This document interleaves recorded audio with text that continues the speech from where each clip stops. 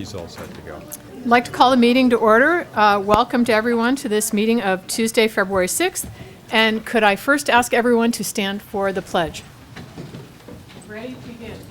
I pledge allegiance to the flag of the United States of America and to the republic for which it stands, one nation, under God, indivisible, with liberty and justice for all.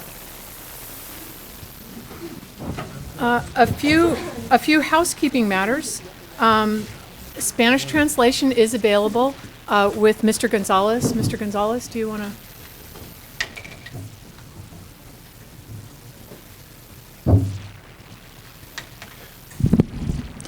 Buenas tardes, de parte de la mesa directiva, gracias por estar aquí esta noche. Si necesitan ayuda a traducir, por favor levanten la mano. Gracias. And also, hearing assistance technology is available as indicated at the bottom of the slide. We have no public comments, I do not believe. All the slips we have are to comment on our one big agenda item tonight. So we will move on to our conference agenda. Conference meaning that no action will be taken this evening. And it reads, Report on Housing Options for La Cumbre Junior High School and Santa Barbara Community Academy. And I will turn it over to Dr. Sarvis. Well, this is something that's been examined and discussed for a long time. In August, when the board heard a report on facilities master plan update, the board asked that we conceptually approve the placement of the community academy at La Cumbre School, but asked for quite a bit of information about that. So we're prepared tonight to show various options by way of plans, to show various prices, whatever those costs would be that are associated with those plans, and to consider more input. I'll have Pat Saley speak to the number of meetings we've had. I know that the board has had direct input from at least the La Cumbre staff at the last 10 consecutive board meetings. So we have had quite a bit of input on this. We also have Pat Saley looking at a number of other programs. In fact, in total, 13 different programs. These are 2 out of the 13 programs that we're trying to make some long-term decisions on. We will follow this presentation with a presentation at our next board meeting about school closure procedures and projections and timelines that may affect us in terms of school availability at some time in the future. And I say that because that the thinking about that and the information about that is germane to this issue as well. So with that, let me introduce Pat Saley, who is our consultant on Facilities Master Plan, who has been working to update the Facilities Master Plan for well over a year now. Pat? One more bit, I'm sorry. The room behind us has been set up with extra seating and a large TV monitor of what's going on in this room. So as people start to fill up, as more people come in, as I'm sure they will as they get off work and we get closer to 5:30 or 6, if people in the back of the room, when all the seats are taken, could let them know, and I'll try and remember later in the meeting too. Thank you. Madam President, members of the board, staff, members of the public, pleased to be here tonight.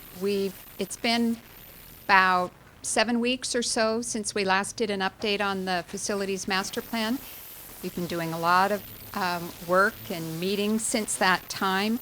And what we'd like to do tonight is present a status report on the board directive from August 29th that we researched the possibility of locating the Santa Barbara Community Academy at La Cumbre Junior High, and the other part of the directive was to maintain those 2 programs autonomously.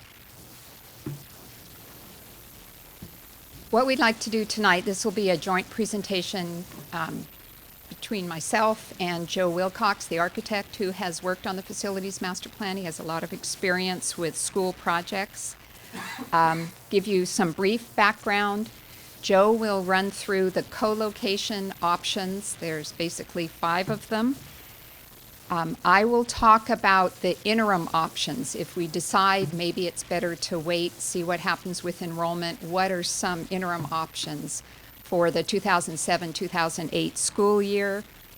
Then I will talk about if the academy is not located at La Cumbre, what are their long-term options? We've done some brainstorming on those, and then we'll close with a discussion of next steps, where we see this going. Just briefly, background. In doing the facilities master plan, there's been a lot of challenges. It's been very interesting. I think we've had a tremendous amount of community input. That is always a good thing. I think we've done some good planning that maybe in the past, i.e. 20 years ago when some schools were closed, people would argue that wasn't the greatest planning. We're really hoping that we're studying these facilities and setting things up for the next 10, 20 years that really uses your resources efficiently, with the ultimate goal, of course, of providing the best education possible. But our challenges, we have declining enrollment in the elementary in particular, starting to creep into the secondary and expected to continue doing that, although at a fairly slow pace. One of our biggest challenges is the fact that there are 21 school programs that you oversee, but only 17 sites. And therein lies a lot of our dilemma here. Obviously, some programs have to share. Our goal, of course, to use the facilities wisely. We are striving to avoid splitting programs, the academy being a case in point. And of course, we're trying to maintain the integrity of all the programs. We're trying to make sure we keep them at least at their status quo level, if not improve them in the course of doing this. We have had a lot of public input. There's been over 30 meetings since this process began. We did community meetings, as you know, did not have great turnout, so we did a really very aggressive concerted effort to take the show on the road. I've been to a lot of the schools, most if not all of those 17 sites. We've met with site councils, the 2 elementary secondary advisory committees. The principals have been very involved in this process. And then, especially since late August, it was August 29th when the board gave direction on the La Cumbre Academy and other sites, we have had a design team, for lack of a better term. Virtually all the meetings involving La Cumbre and academy staff have included this design team, the superintendent, the 3 assistant superintendents, elementary, secondary, and business services. We've had Dave Hetjonk, the facilities manager, Carl Mayrose, who's project manager, very knowledgeable about the campuses, has been involved, Joe Wilcox and myself. And it's taken some time because we've made sure all these people are here or attending every one of these meetings to make sure that we all hear the same things, we understand the concerns and challenges. So, where we started was August 29th. We obviously started earlier, but really this concerted effort to see how we might move the entire academy to La Cumbre. That was a workshop, and at the end of the workshop, the board did give some direction. If you bear with me, I'd like to read from the adopted minutes, because I think it's illustrative, and there is some misinformation out there, and hopefully this will clear some of it up. So this is the August 29th minutes. Regarding La Cumbre and the academy, there were 3 options on the table. 1, the academy remains split between Ortega, La Cumbre Junior High, status quo. 2, move the entire academy to La Cumbre. And 3, move the academy and reconfigure the school as a single kindergarten through 8th with a structure and focus to be determined. Core knowledge has been discussed. So status quo, move the academy over there and keep the 2 schools separate. And 3, reconfigure as a K-8. Excuse me. The first action the board took was to drop option 3, the one K-8, some sort of combined school. That was off the table immediately, passed 5-0. There were some other options discussed, and the ultimate motion was to adopt option number 2 in concept. Those words are in there. That's the idea of moving the academy, keeping the 2 schools separate, and instruct staff and consultants to develop a plan in detail for that option, with the identity of the academy as a kindergarten through 6th school to be retained, and by inference, the La Cumbre 7th, 8th grade to remain separate. So that is what we've been pursuing since that time. We've been fleshing that out, seeing if it would work.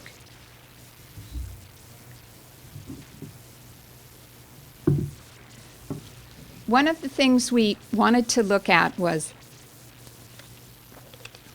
what are reasonable assumptions for enrollment at the 2 schools. As I think most people realize, enrollment in the elementary district is slowly drifting down. It's actually gone up and down, but this year it's around 57-23. That number has not been 100% confirmed yet. Down some 270 kids over the last 7 years. In the secondary, it's down less. There are around 10,000 students in the secondary. The number is declining more slowly. The outgoing senior class last year was a fair amount bigger than the incoming 7th grade class, so that is expected. The decline is expected to move up. That, of course, raises a lot of issues for the district in trying to maintain the quality of the educational program with so many fixed costs and lower revenues. La Cumbre had 405 students last year, 483 this year, over half in the 7th grade. There are a total of 663 kids throughout the elementary district in 6th grade. Now, of course, even if every one of those kids moves into a junior high in the secondary district, there are also new students that come from the other districts, Montecito Union, Hope, Cold Spring, some from Goleta. So it's not assumed there'd only be 663 in 7th grade. That number is usually close to twice that. There are 385 kids in what are referred to as the feeder schools for La Cumbre. That's Adams, Harding, and the 3 schools on the Mesa. Of course, kids don't always go to what you might call their feeder school. But our best guess is if the La Cumbre program continues to improve and its popularity increases, the school could top out somewhere at around 600 to 650 students, and we planned for that number. The academy is a little easier to project because it's a school of choice. Its program is designed for a certain size.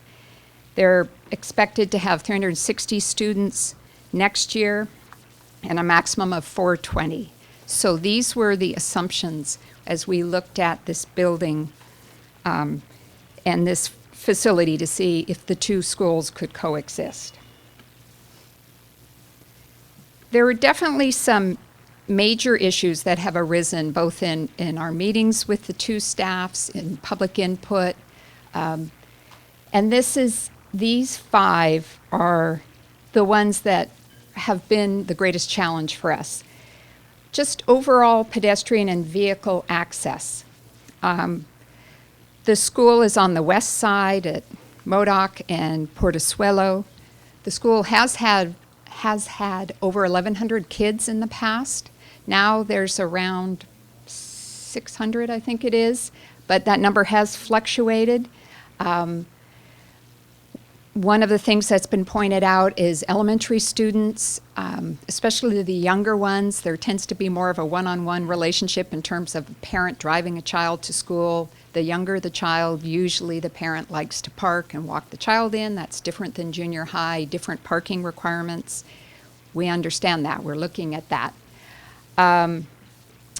There are internal circulation issues. You have a 2-story building. How do you maintain the integrity of both programs and not have much, if at all, overlap of the 2 programs? That's something we've been trying to address.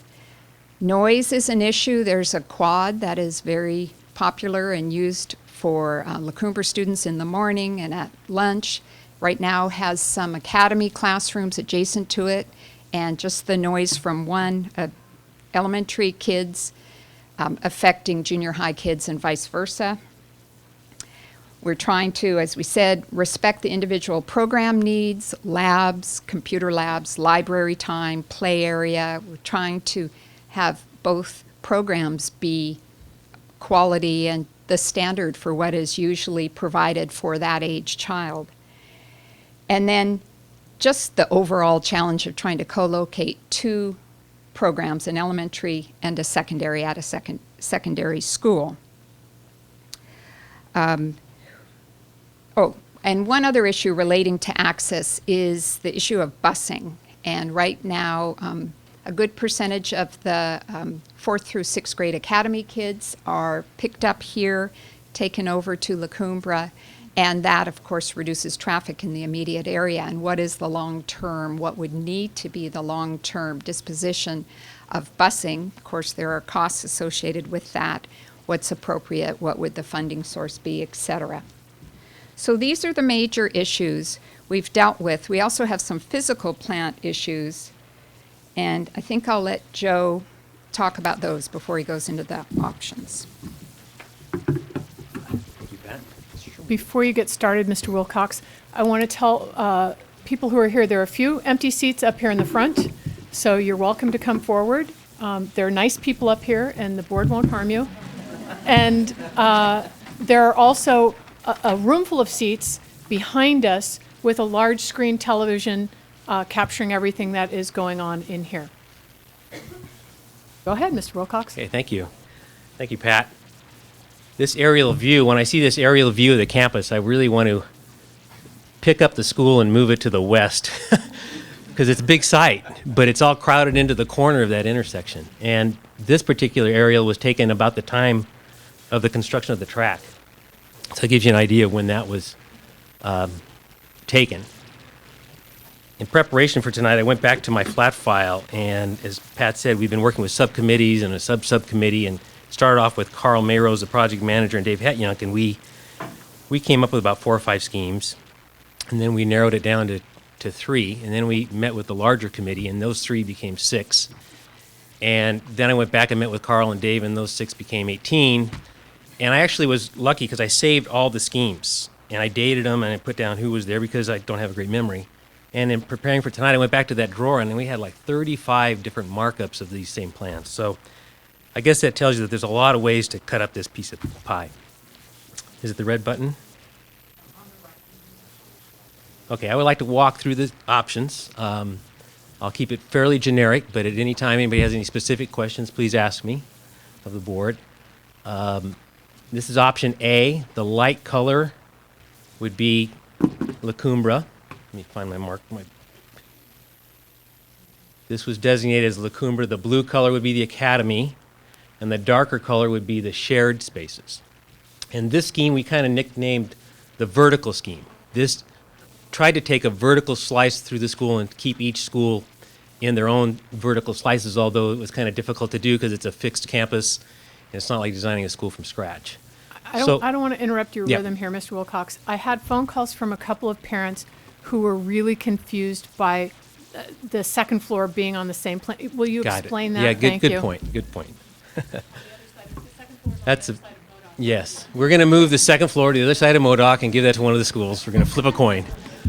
That's a good point. We're used to seeing this for years and years and years, but the way we've done it is that these dashed lines indicate that this is the second floor, and I appreciate you bringing that up because we're used to seeing it. Sits on top of the main building of the first floor here, and then on the right, we're going to move the cafeteria on the other side of Portezuelo. That's the basement that slides under here. I'm glad you brought that up. The colors, in addition to the classrooms being identified, we also try to identify these round dots as colors of where students would enter. And 4 or 5 schemes back, this was a blue dot. But when we determined that to save some money, we should leave the science lab where it is, that went back to yellow in one of the schemes. So that has to be a shared dot because obviously La Cumbre students would have to enter here to get to the science lab. Also, I noted that, well, La Cumbre students have to get to the library from this quad that Pat mentioned. So that also became a shared dot. So I kind of nicknamed the vertical shared plan. This area here is designated for some community academy parking when these quads go away. And just for scale reference only, we imported the play structure that we had done back here for the academy onto this plan. It doesn't mean that it would go here, it may go here, it may go somewhere else, but we wanted to see how large the footprint of this play structure would be. As Pat mentioned, this is the quad. This is what we refer to as a sixth grade wing, and obviously there's a lot of noise in this quad. And this is the snack shack, which has a dumbwaiter that goes down to the cafeteria, and it's a critical part of the lunch service. Auditorium is here. In this plan, we turned this into a shared lounge. You'll see in another plan, we left that a classroom. Years ago, this used to be a lounge. Right now, this is their lounge, which we call 107. In our cost estimate, we basically took every line item for every class that had to be changed from one class to another and applied a number for that. So again, this is Scheme A, vertical plan, leaving the science lab where it is, and I'm looking at my notes here to see if there's anything else. I think that's pretty much that in a nutshell. Scheme A1 is really a result of getting input from La Cumbra. Pat and I had a meeting with Joanne right after Scheme A was kind of shown as a draft, and this is still a draft.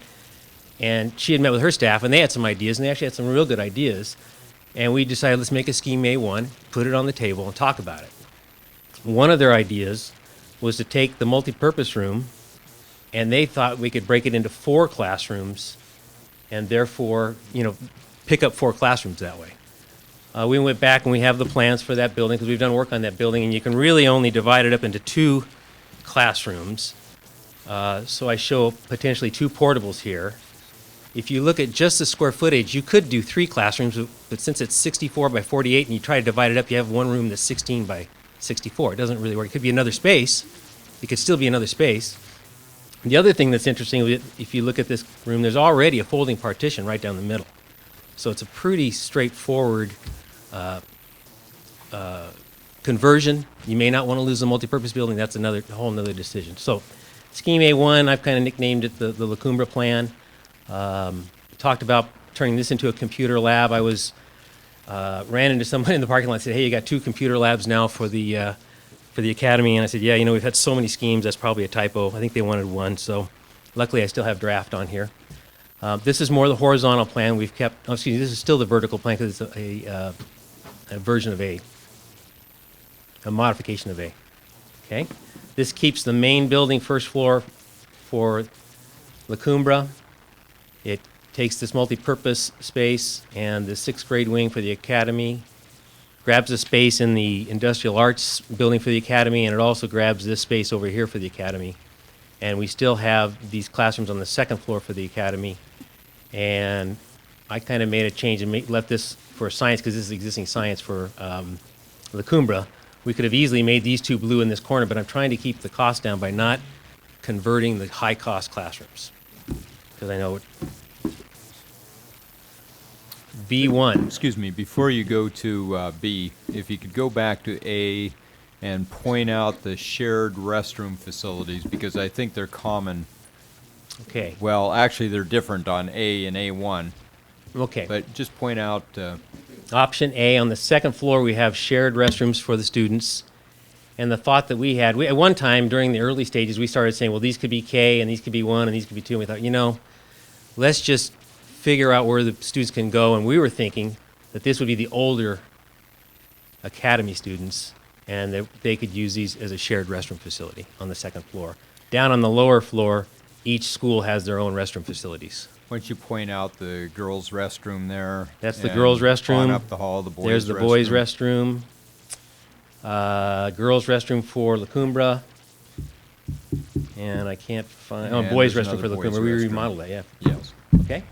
Does that answer that? thank you. No, I'm glad you brought that up. A1 is very similar, isn't it? We do show a shared health office, and again, this would be the La Cumbra girls, La Cumbra boys, Academy boys. And over here in the multipurpose would be the Academy restrooms. And upstairs they'd be shared because, again, the older Academy students would be upstairs.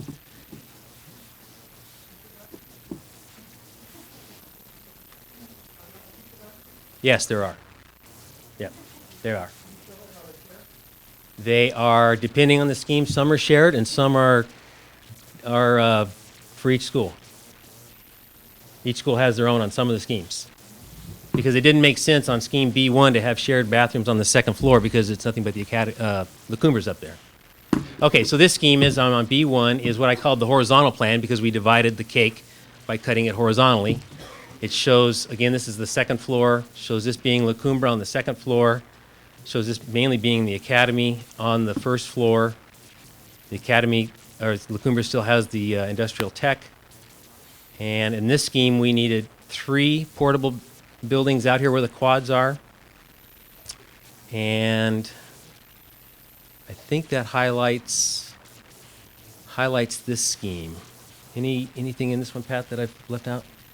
Again, we tried to look at this horizontal cut and answer the restroom question. There'd be La Cumbre restrooms for students on the second floor and staff on the second floor.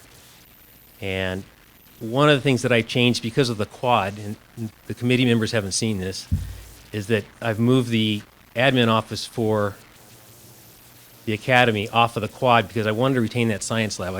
Earlier schemes we showed 108 being turned into offices, but it's a science lab, and it seems like if we can put it across the hall, it might solve 2 problems. It might be less noise problem, and we can save the money on that science lab. B2 is just just sort of a slight change from B. What we've done is we've taken this section and made that the academy. Again, this upper area here on the second floor would be La Cumbre School. The industrial tech stays the same. The whole area around the auditorium stays the same. The quad is ringed again by the academy, and we have 3 portables here. And in this scheme, I've left the science lab for La Cumbre right where it is. So it's like a puzzle. It's not like designing a school from scratch. You're kind of stuck in this envelope, and you're trying to move these pieces around. And I thought about bringing a big piece of felt with pieces, and we could just all do it together like in kindergarten.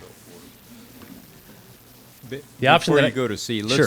let's talk about the portables as well, because there are a number of options with the portables, and you see the play structure next to the portables.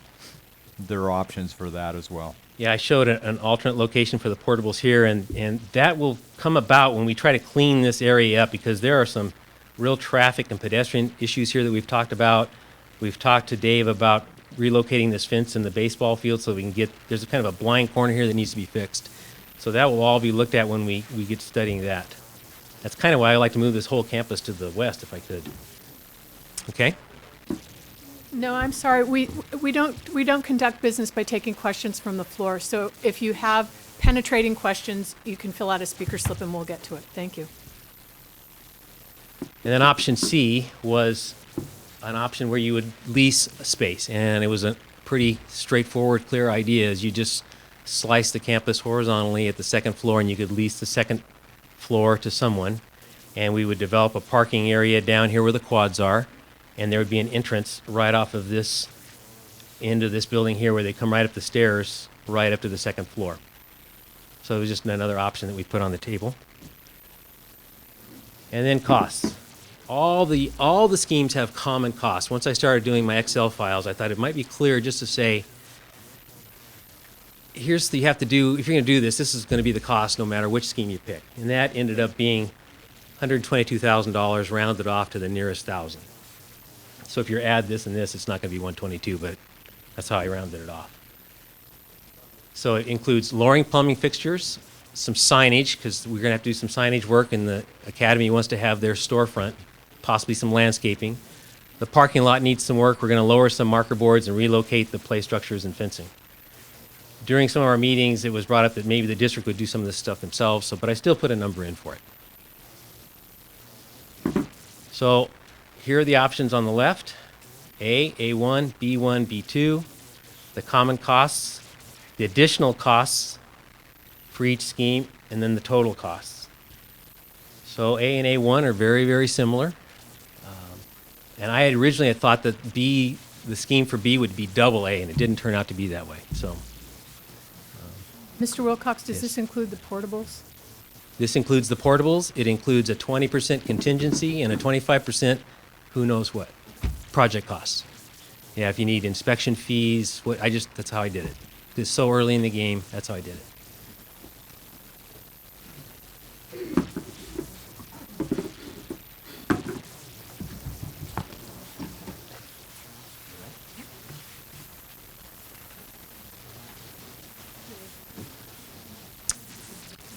Excuse me, Pat, before Sure. you begin, let me just alert the audience, and board members have this as well, that there are handouts on the side table, and I'm sure there are enough. We ran 100, so if you wanted to look at those costs, for example, and you didn't quite catch it on the overhead, you can pick them up on the side table.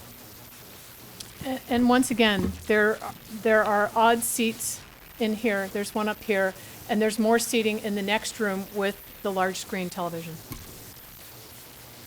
Madam President and Board, in addition to looking at, as directed by the Board, how might we co-locate the Academy with La Cumbre, keeping the two programs their individuality and keeping them as separate as we could, we also thought it prudent to look at some interim options. If the board elected to wait a year and see what happens with La Cumbre's enrollment, with the elementary enrollment, something we'll be discussing probably next week is the whole school closure guidelines and that process, which is typically a pretty lengthy process. In any event, we thought we should think through what might we do if that is the case, if the board elects to wait and see for 1 year what happens with enrollment in particular. What are some interim options? So this would apply to 2007, 2008 only. And of course, you always look at the status quo. If nothing changed, if we just stayed in a holding pattern, that would have La Cumbre 7th and 8th, and then 4th and 6th of the Academy, now located in what's called the 6th grade wing, and kindergarten through 3rd would remain at the Ortega site. There are, of course, issues with this. It does not address the overcrowding at the Ortega site. They have something like 5 or 6 lunch periods because the lunch area is small, the playground's small. It's a small facility for 4 grades. Also does not address the split campus issues. One of the goals of the facilities master plan update is to reunite that school. The existing sort of logistic issues, you might call them, at La Cumbre would continue. Noise in the quad, some of the circulation issues, those sorts of things would not be addressed. However, it does allow time to see what happens with enrollment. So these are what we saw the major issues if the status quo were maintained for a year. The second interim option we looked at is very similar to the first, with the exception of moving the 3rd grade, the oldest kids at the Ortega site, over to La Cumbre. And 3rd graders can be housed on the 2nd floor, and our thought was there are some rooms up on the 2nd floor at La Cumbre that are either empty or underutilized, and through some rescheduling, some rooms could be freed up, and the 3rd grade could be there right at the top of the stairs, pretty close access to the other 4th through 6th graders that are already there. Kindergarten through 2nd would remain at the Ortega site. The issues we saw with this are similar to with the status quo option, in that you'd still have a split academy. You'd still have some overcrowding issues here at Ortega. The kindergarten, 1st, 2nd graders have to be on the main floor. The bottom floor could not be used for classrooms. However, there'd be less crowding at lunch, and in the playground there are some trade-offs. It would also free up the downstairs space at Ortega for some other use, an interim use. So we saw these as the major issues if status quo with the 3rd graders moving over for 1 year. Whoops.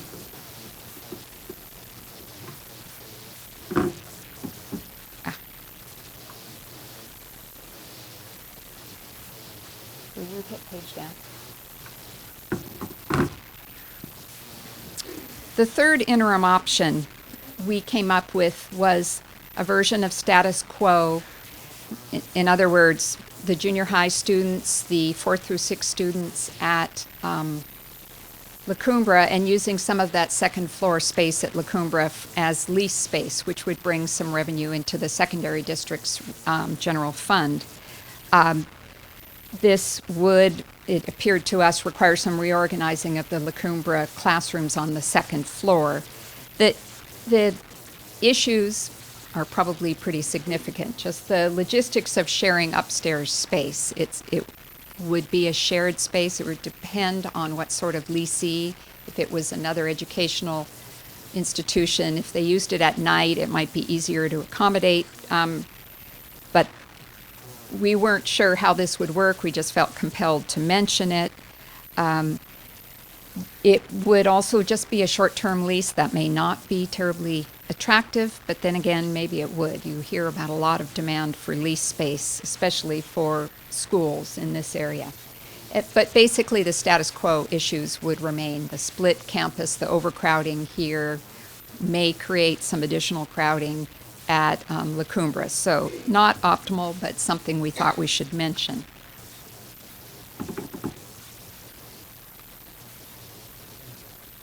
This way? Isn't it that? No, died. Wore it out. Okay. In addition to those interim options, we also looked at, okay, if it doesn't work, or the board, after considering all this information, hearing from the public, decides maybe it's not a fit to have the academy at La Cumbre on a long-term basis, what are some of the other options for the academy? They are currently split. Our goal is to reunite them in one location. We have 3 options that we developed. And these, by the way, were developed in conjunction with Academy staff. Amy Alzina, in particular, was involved in this meeting, or these meetings.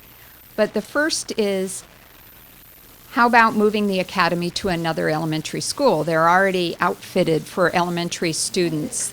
There would...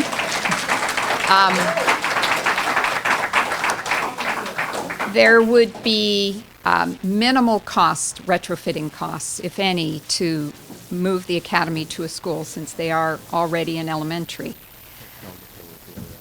This is assuming one of 2 things were to occur. One, that an elementary school would be closed due to presumably declining enrollment, or that possibly the enrollment declines sufficiently at a school that there's room for up to 420 additional kids. And that could be accomplished through boundary changes or just attrition. But one of those 2 things would need to occur. Assuming that is the case, we saw the issues, first of all, just time. The school closure process, everything I've read about it, it's a minimum of a 1-year process. And in a community like Santa Barbara, where there's a lot of people are very active, it might be longer. It's hard to predict, but I think you'd have to plan for at least a year. It would be a challenge to find an elementary with enough space in, let's say, a year's time. While there is declining enrollment, it tends to spread itself around. It doesn't all happen at one school. There are quite a few schools that are just dropping slowly. So some shifting of students possibly would need to occur. That's something that would have to be addressed. The academy's issues with being split, with crowding, would continue for another 1.5 years or so from this point. And on the plus side, it would save the cost of retrofitting La Cumbre for academy elementary students, somewhere on the order of $300,000.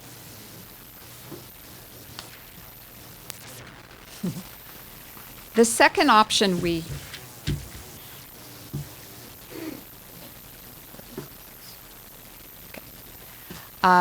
second academy option, if they were not located at La Cumbre, that we looked at was splitting the academy between Ortega, this site where the younger kids are, and another elementary school instead of La Cumbre. And again, it would assume that a school either closes or its enrollment drops or students are shifted around to free up space for some 200 students. It wouldn't need to be the full 420, some fraction of that. The issues are really pretty similar as the first option, because time being the most important one. If it is school closure, that just takes a while. If you're waiting for more attrition, that takes a while too. And again, it would, on the plus side, free up space at La Cumbre either to be leased or used for another program or La Cumbre growth or some combination thereof. The third and last academy option we came up with related to splitting the academy, leaving the 4 through 6 students at La Cumbre, and instead of having the K through 3 here at Ortega, putting them at another elementary. It assumes the same thing, either there's closure or enrollment decline in one of the elementaries, or you move students around. So it's just a kind of a version of the other two. The one thing that makes this one different, though, is it would free up the Ortega site, which in the course of doing the facilities master plan update, we've discussed that possibly we could move some of the La Cuesta students there. They can use both floors of classrooms. There's some positive attributes of doing that. There may be other options in terms of interim, both interim and other academy options. These were the most obvious ones. They all raise issues. Everything raises issues that would have to be addressed. Okay, now. To conclude, as we see it, there are 3 basic steps that need to be taken next. First, of course, questions from the board, hear from the public. It's just a workshop, no action is to be taken. Set a public hearing to consider a recommendation from staff. To date, you do not have any recommendations. We have just been exploring options as you requested. Staff would return with more information as well as a recommendation.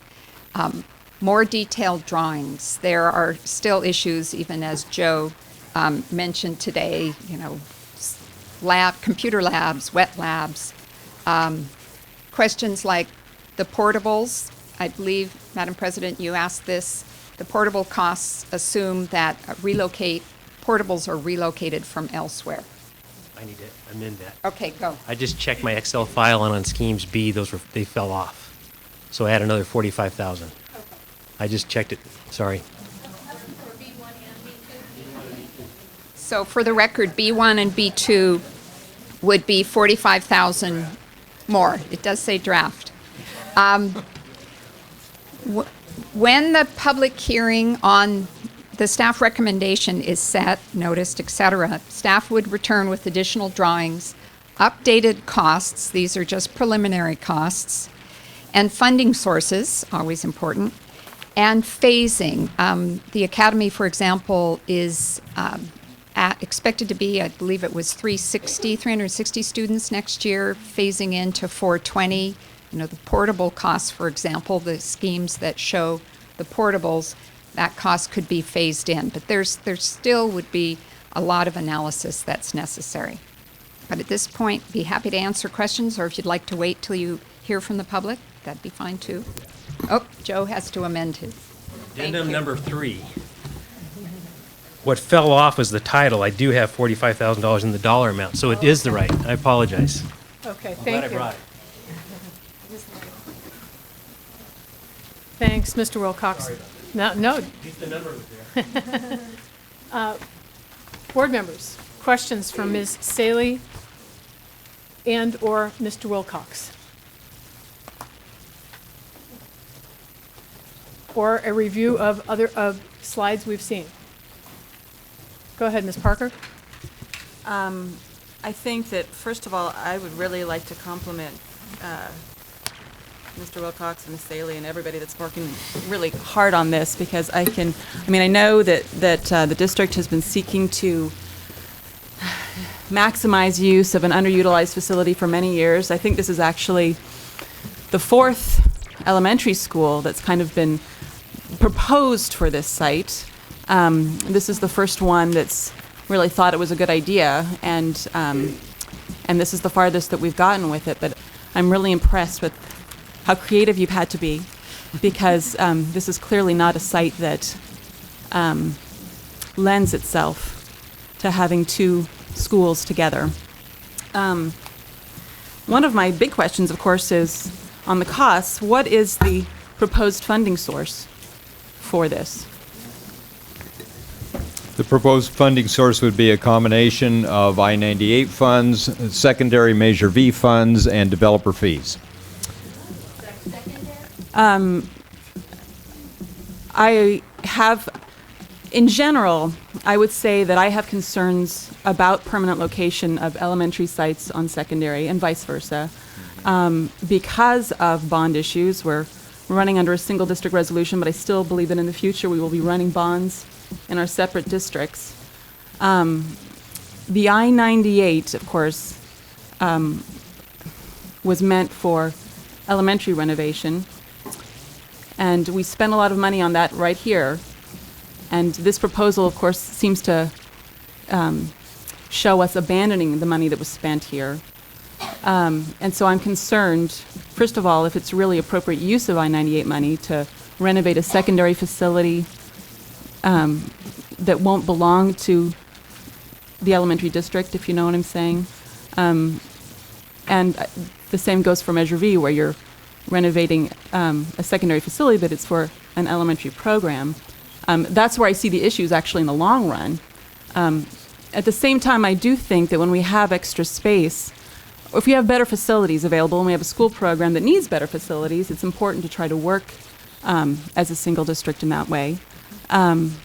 Where I'm still sort of up in the air with is how much better are these facilities for the community academy in particular. It's a very commingled situation.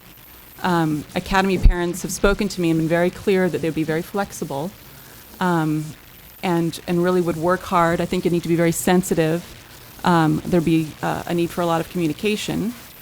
One of the issues that I saw was discipline, and there will be a lot of a need for teachers from both schools to interact with students from the other school.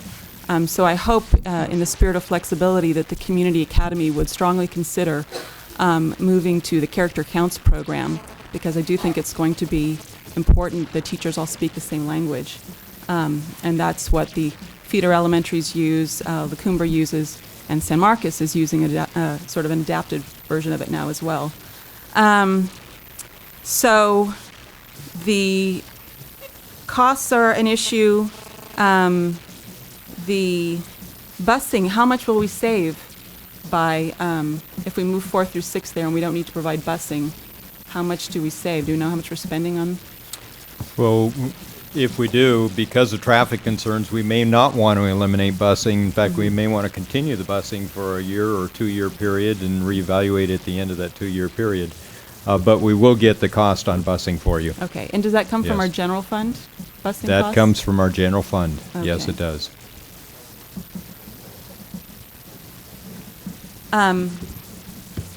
Before I start jumping in with my option preferences and looking at further development, I really would like to hear public comment. And I don't think I have any questions right now for Ms. Saley, so if somebody else wants to jump in. Other board member questions or comments at this point? I actually would prefer to hear from the public before I have any additional comments or questions. Dr. Noel? Yes, I have one or two. Could you explain who owns what land here, who pays what rent to whom, and what the rent arrangement would be? I'm referring to I believe that the one district pays rent to another district by virtue of its ownership of property, which has historical roots. This building is owned by the secondary district. Maintenance and operations is owned by the elementary district. There's actually more property here in the elementary district than there is in the secondary district. Rent goes to the secondary district from the elementary. So you mean right now we're paying rent? The elementary district pays rent to the secondary district for the academy? I have to get the I'd amount. like to know how much, if we could find that out at some point. I think the public would like to know. And how much rent would be involved? And of course, the secondary district owns La Cumbre. How much rent would be involved there would the elementary district pay rent for the space shown in these various options? And I would assume that we would transfer the rent payment from this facility to La Cumbre, and it would be the same. I'd like to see that because the square footage obviously is different because that solves the problem and this doesn't. But- Didn't I say that right? I didn't follow that last part. Go Well, ahead. the only reason we're moving is because this is too small, presumably that's larger. So presumably, that means there are more square feet over there than there are here. Presumably rent is some function of square feet. Well, the purpose of the move would be to recombine K3 with 4-6. 4-6 is already there. Do we So- pay rent over there for that? Does this don't- elementary district pay rent for? I don't know. I'll have $1.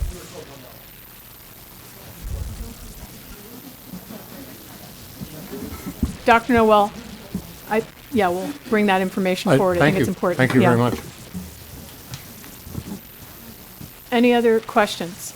I am going to give like a 1 minute, anybody who wants to get a speaker slip in, because I don't want to continue this meeting much past 7 o'clock. I still want to leave time for board comment. So if you have a speaker slip, please get it in now. You can't turn in a speaker slip once the item begins, once comment begins. So let's take care of it now. They can hear me. They've gotten that instruction. Well, of course they can speak. Of course they can. No, they're banished.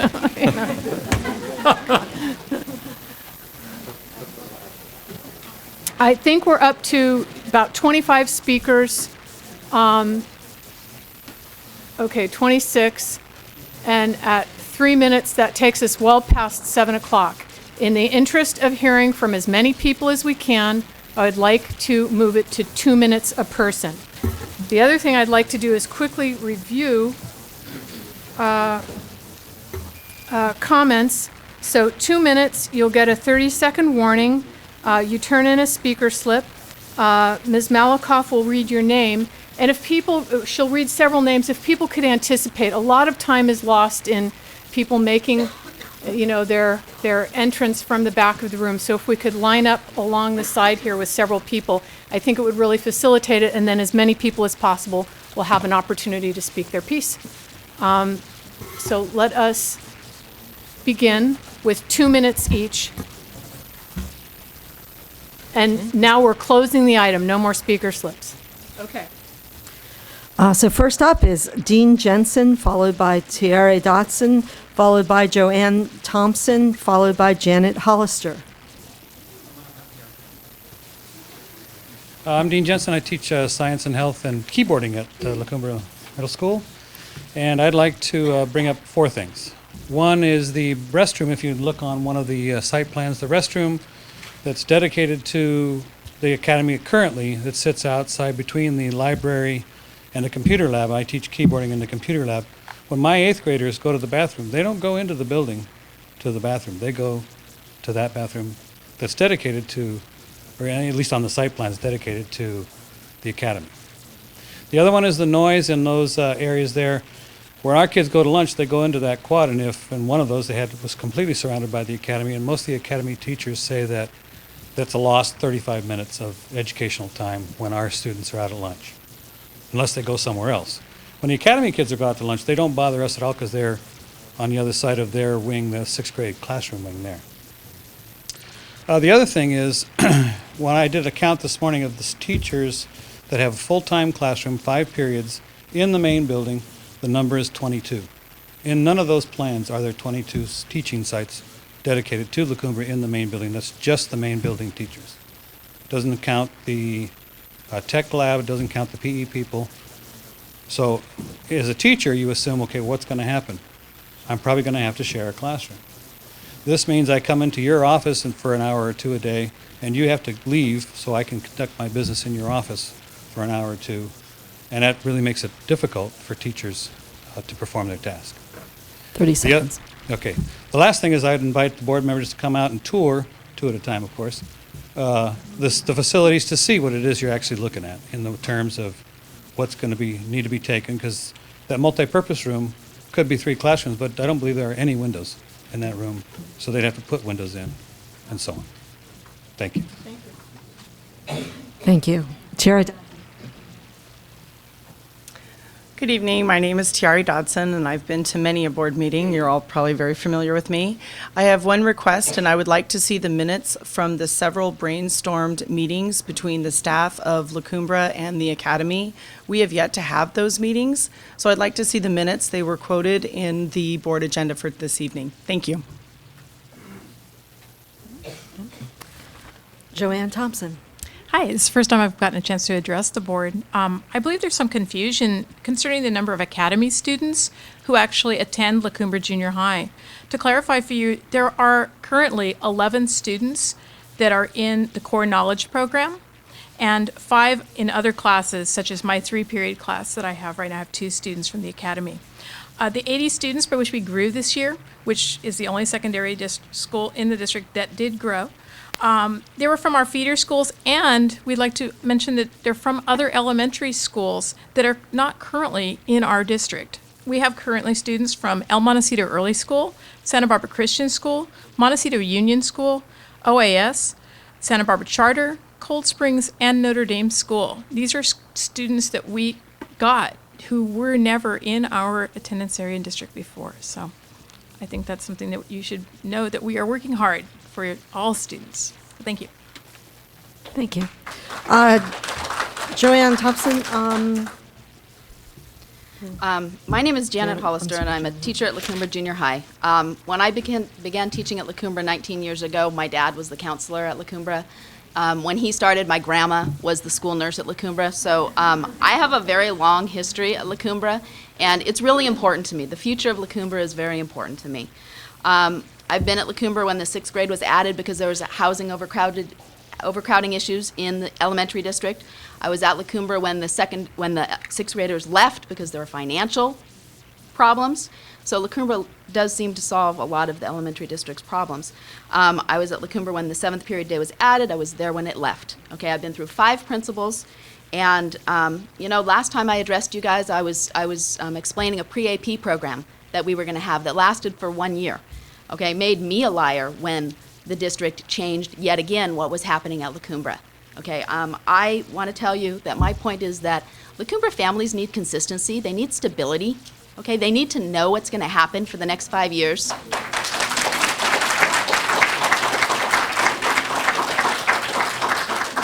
Okay, I've been made a liar once over the pre-AP program. I don't know what to say when parents come into my classroom and ask me about what's happening at La Cumbre. Okay, there's far too many parents that I can't tell them anymore because I've told them time and time again, and I've been wrong because somebody has changed the rules. Okay, so what I ask you is think of a 5-year plan for La 30 Cumbre. seconds. Explain to these parents and these students what is going to happen. Okay, and that's all I have to say. Thank you. Dana Jordan, followed by Laura Baker, followed by Carol Hawks, followed by Luther Lewis.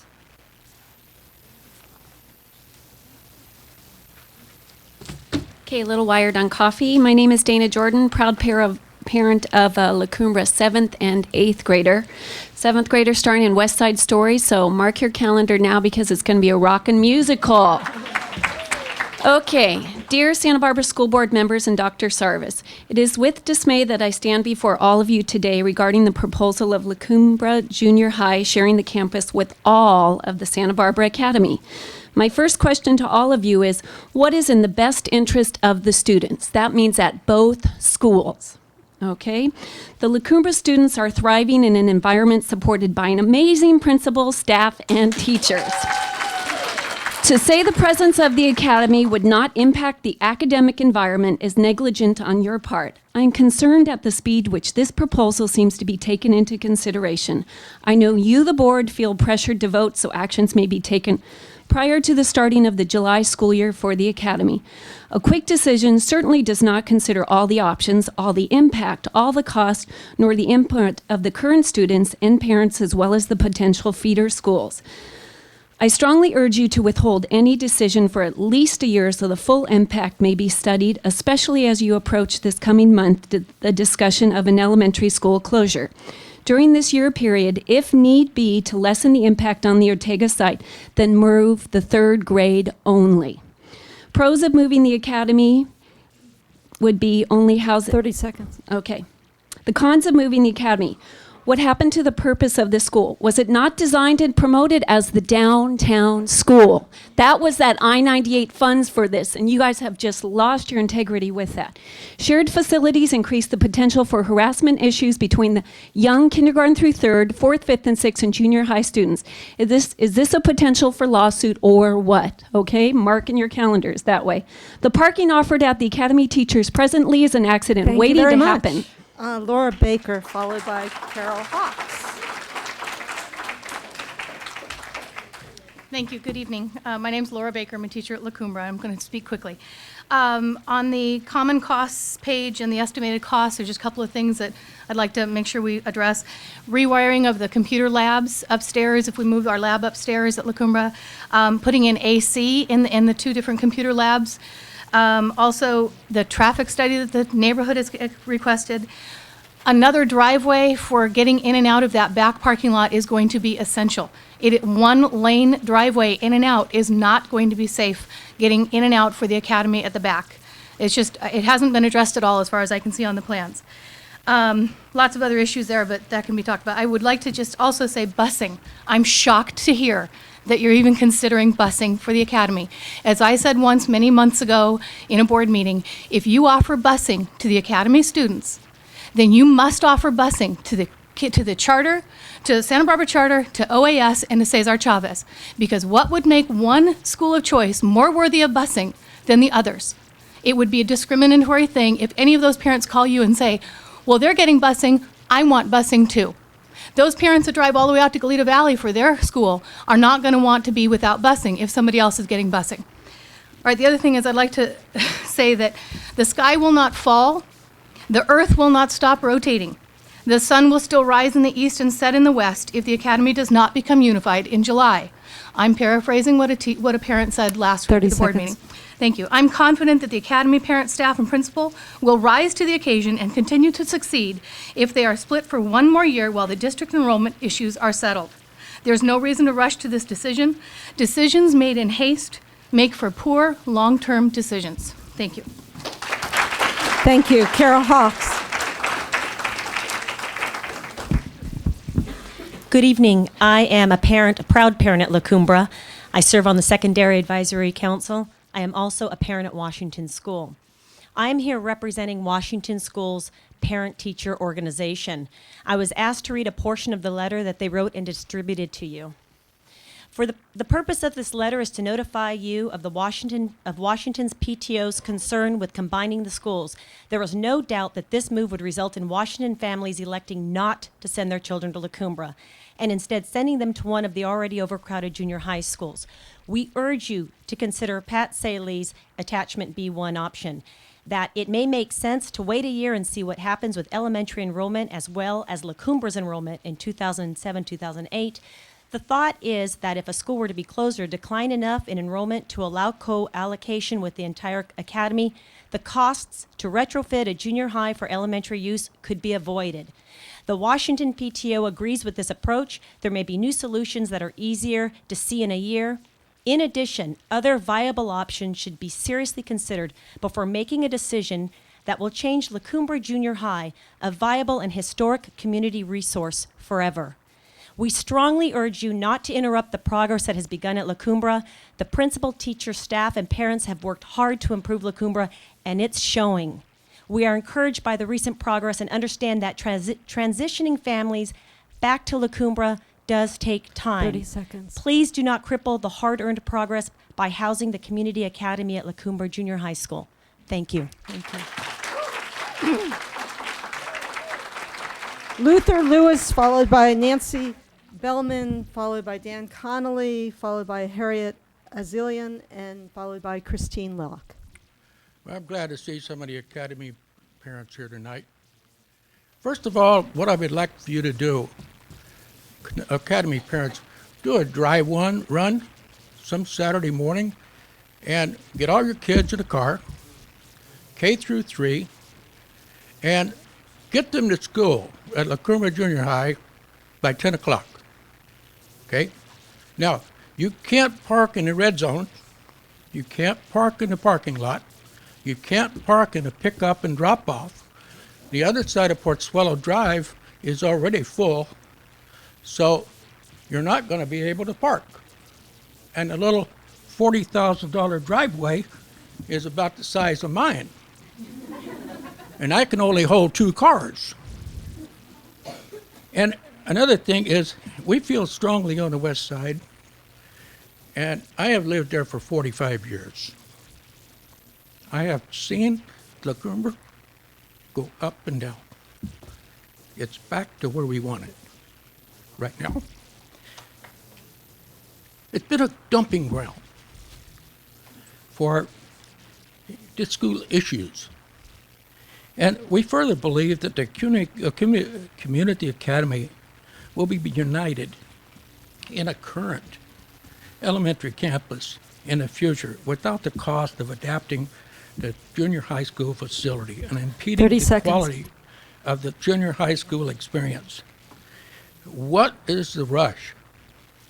Simply an old promise made by a school board without a proper insight. One bad decision does not justify another. Thank you. Thank you. Nancy Bellman. Hi, my name is Nancy Bellman, and I'm here in support of keeping the La Cumbre campus unchanged at the present. As the mother of 2 sons, I've been a La Cumbre parent for 4 consecutive years. My youngest son is currently an 8th grader and will be moving on to San Marcos, so whatever happens with the community academy won't affect us personally. However, I do feel it's important to share our experience with you.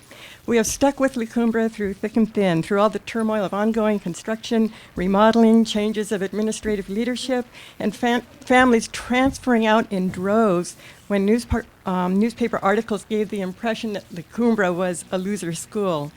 Through it all, we stayed because we believed in the program and we believed in the teachers. We know now from personal experience that La Cumbre is not a loser school. Because of quality of instruction and individual attention, our older son qualified for the AP Science and Math classes at San Marcos, and as a sophomore is in class side by side with seniors. Now with Joanne Keynes at the helm, the word is out, and La Cumbre is poised for a spectacular recovery. My fear is that just as La Cumbre is finally getting back on its feet, it will again be knocked down if the community academy takes over the heart of the campus.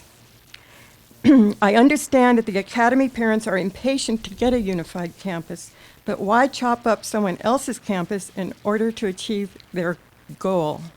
And what 30 happens seconds.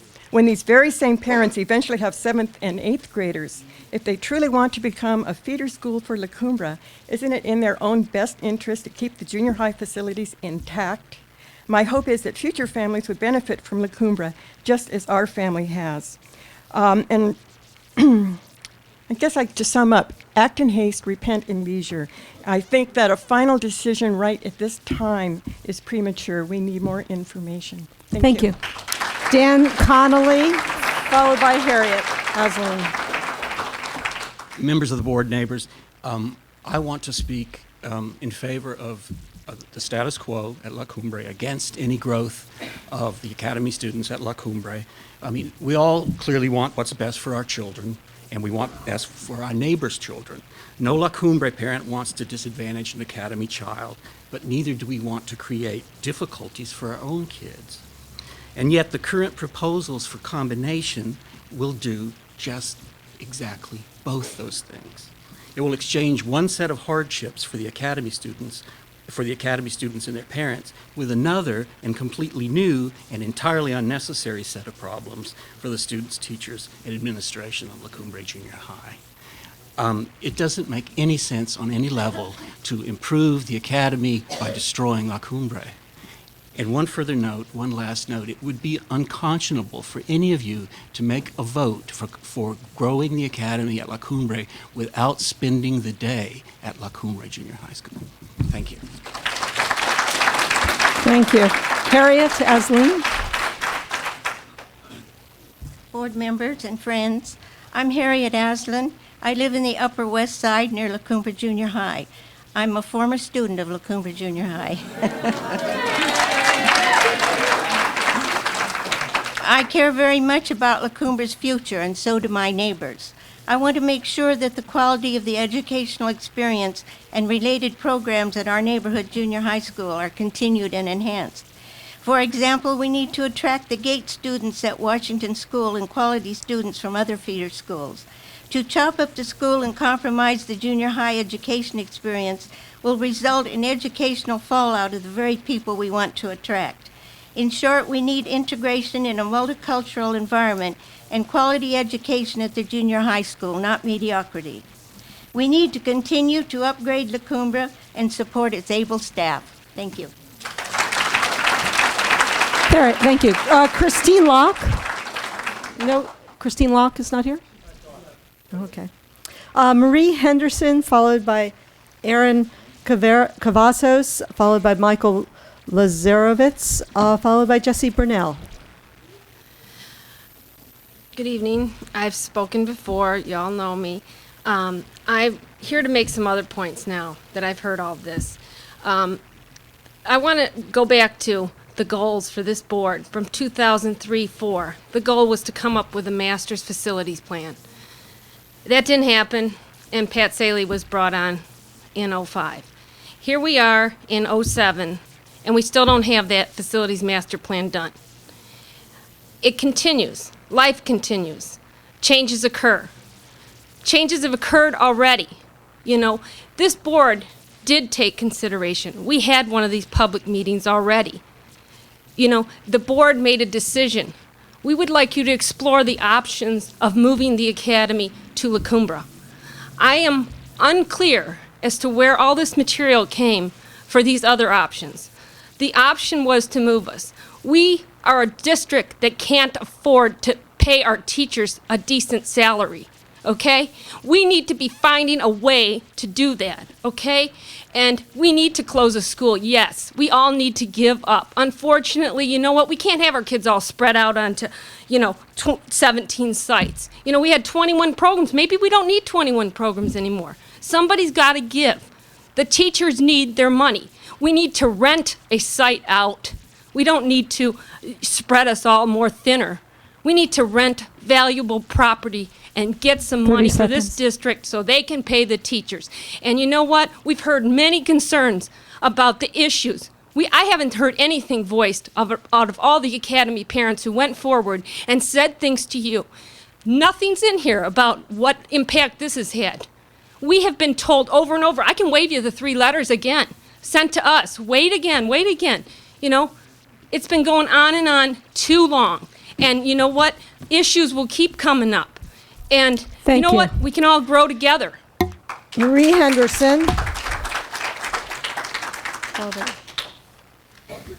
Good evening, Erin Cavazos here again, parent of a kindergarten and 5th grader at the academy. I first want to thank the board members who came to our school and had the little roundtable meetings with our parents. It really helps to have the back and forth and not just this us speaking and thing, although I know it can't happen tonight.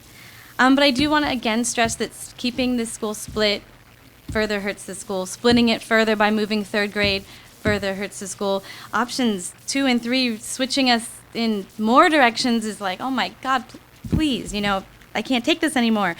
And it seems like we keep hearing all these possibilities, new locations. We were going to be here, we're going to be there. And we've been waiting, and it's been since 1999 that we have been being patient. And this opportunity to go to La Cumbre was brought up by the board. This was not an academy idea to go and move into La Cumbre, but we took direction from the board to try and make it work. So we do beg you to keep on. This was your idea. Let's keep trying to flesh it out. And again, the whole idea of taking over a closed school, to me, confuses me. I thought we would rent out a school to bring in the needed income, and let's get creative and bring in the income, but at the same time, use our money as the best we can to create a mixed-use school. This is not the first time it's happened in our district. There's a couple others. Granted, OAS had to wait 25, 35 years to get it, but I don't want to be another 35 years. I have a lot more gray hair then. And maybe option C would be the best, and dare I say the district offices move to the 2nd floor and we go back to here. Maybe that's something that hasn't been looked at yet because we've almost forgotten about that plan. I don't know. So my 2 cents, and thank you for all being patient. I don't want one of those chairs. So. Thank you. Michael Lazarevitz. My name is Michael Lazarevitz. I'm the proud parent of a 2nd grader and a 5th grader at the Community Academy. And my daughter has spent kindergarten at a portable at the junior high school down the street. I believe it's Santa Barbara Junior High School. Then she spent time at the main campus here, and now she's at La Cumbre. And my youngest asked me, where am I going to be in school next year? How many other schools or how many other children are asking, where is their school going to be next year? We have been waiting, as Aaron said, since 1999. There's difficult issues. There's no question about it. I have nothing but positive things to say about the entire staff at La Cumbre. I believe Joanne and her staff are wonderful. We need to know where our children are going to be educated at the academy. And I would just like to echo the fact that what Aaron said is possibly exploring the possibility of, instead of renting space at La Cumbre, moving the district offices at La Cumbre and adding expanding the academy right here. Much less cost. What would the cost of that be? Or can you give me? Oh, I'm sorry, you didn't check into that. But I just want to just throw that out. But at the same time, there's always going to be major issues. If we wait a year, there's going to be parents from another school. They're going to have issues, and then they're going to want to wait a year, and then after that, they're going to wait another 2 years. And then as we wait, the 30 academy seconds. enrollment goes down. People don't want to go to a school where they don't know where they're going to be sending their child from year to year. Once this is resolved, the academy enrollment continues to climb. Thank you. Thank you. Jesse Burnell, followed by Tracy Burnell, followed by Donna Lee, followed by Jeff Lovegreen. Hi, I'm Jesse Burnell. I'm a 7th grader at La Cumbre Junior High, and I'd just like to say how, if we move the academy into La Cumbre, it'll get rid of so many programs that the La Cumbre 7th graders are looking forward to, like wood shop and they have the weight room and the PE, and there's lots of programs that will just be cut off that the 8th graders will have this year, but the 7th graders won't be able to have the next year. And taking that away from us doesn't seem very fair. There are 8th grade teachers and programs and classes that I'm looking forward to, and I don't want those being cut off. And my kid brother, who's 9 and he's in 4th grade, wants to go to La Cumbre when he gets old enough, but if they get closed off like this and it's a way smaller school, he might not want to go there. And he's excited to go there. He likes the math program. He's into math. He's really good at it. So I don't want him to have to give that up. He's really excited about that. And the other thing is the parking issue. That's not gonna happen. I mean, I went to OAS, and their parking lot is more than 3 times bigger than the one at La Cumbre, and it was completely a hassle. It's just not going to happen because the kindergartners, the 1st graders, the 2nd graders, they're going to want their parents to walk in with them, especially on their first day when they're younger. Going with their parents to walk in with them, meet their teachers with them. It's going to be hard for them because they're smaller, and for the older kids, you can just drop those off and say bye, but not with the younger kids. And if we don't move the academy, they'll still exist, just separated. But if we move them into La Cumbre, where's the rest of La Cumbre going to go? And, that's all I have to say. Thank you. Tracy Burnell.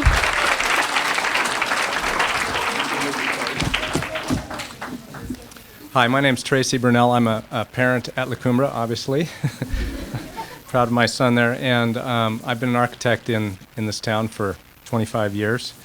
And I realized in trying to get into this issue that I'm in a serious disadvantage of trying to discuss the specifics of these issues with any of you because you have so much more experience, and it's really easy to kind of make me look like I don't know what I'm talking about. But so approaching it from a more general perspective, there are so many intuitive things about this that I have a problem with. And the one that's so obvious at this meeting, which is a concern to me, is that La Cumbre's needs are so clearly not being considered. It's all about the academy and what the academy needs and what they want. And there's, La Cumbre isn't even discussed. It's so obvious that the bias here, and it's really offensive. We lived 2 blocks from La Colina, and we transferred to La Cumbre based on the program that was there, the growth that was happening.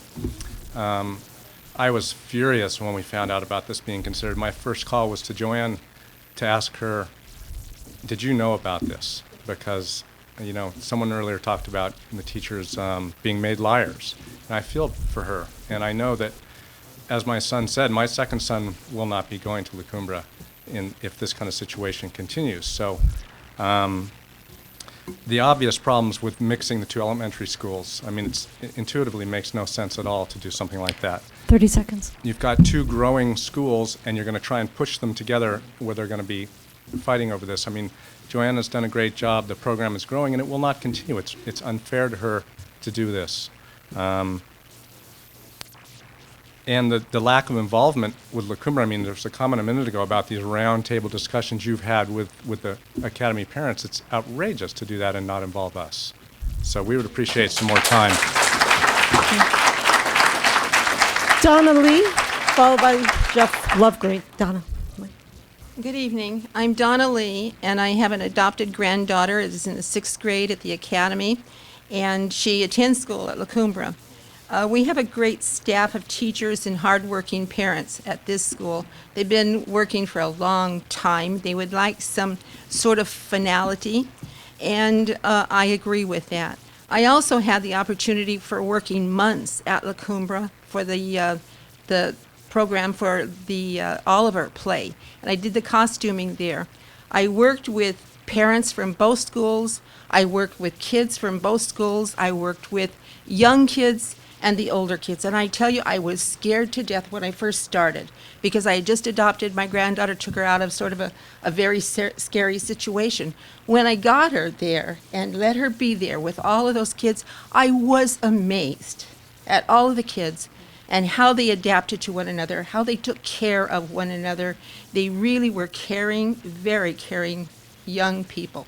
There were no problems of any multitude at all. And I was just really, really impressed.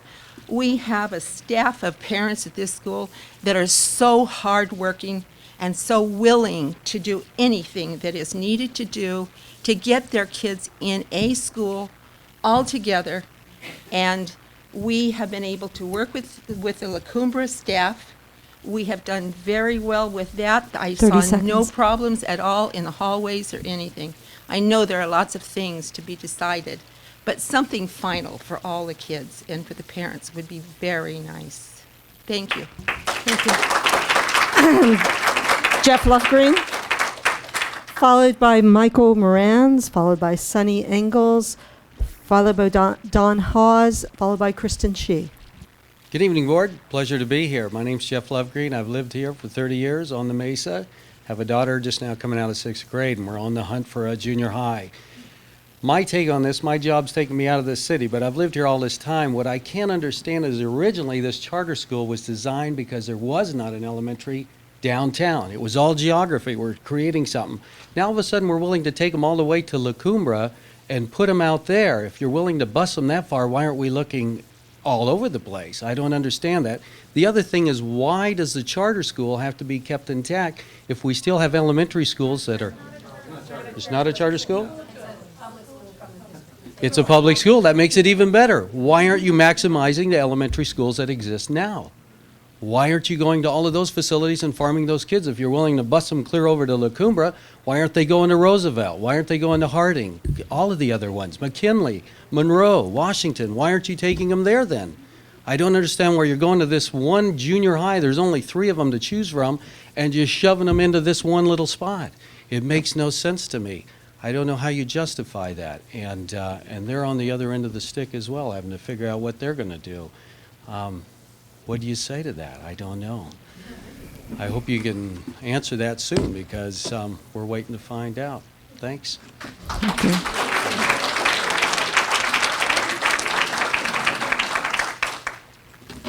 Hi, my name is Michael Marins. I'm a resident of Vista del Campo, which is the street that borders one side of La Cumbre, and I'm here speaking on my behalf and also a number of my neighbors who I'm representing. First, I want to thank the board for the opportunity to speak.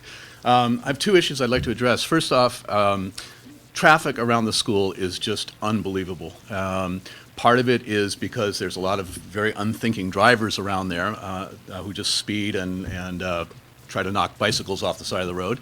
Part of it is there's no other place for them to do what they need to do, which is drop off their kids. So they block the streets during the drop-off and pickup times. And it creates not only a miserable traffic situation for the residents, but it creates an extraordinarily unsafe environment for the kids. They're not really paying attention when they cross the street. They don't go to the crosswalks. They run out in front of the cars. There's screeching brakes nonstop all the time. You really need to go and just spend some consistent time day after day, day after day, and see what goes on during the pickup and drop-off hours. The second thing that I wanted to address is the idea of combining children of such disparate ages in one campus. I didn't really think about it too much until it got to the issue of the bathrooms. And I started thinking about my own days in junior high school, and I've put 3 kids through school, 2 of them through the Santa Barbara system, and I always thought junior high was a little odd because it was only a 2-year program, and it seemed, why are they doing this? And I realized it's such a transitional 30 time. seconds. Such a transitional time for the students where they really do need some space. They really are acting out in different ways than they would in either the elementary or the high school level. And to try to throw them in together and then do combined facilities, especially in these plans where the classrooms and everything are all over the place, it just seems so ill-advised, and I sincerely hope you reconsider. Thank you. Thank you. Sunny Ingles. Oh, I'm ahead. Good evening. I'm Sunny Ingalls.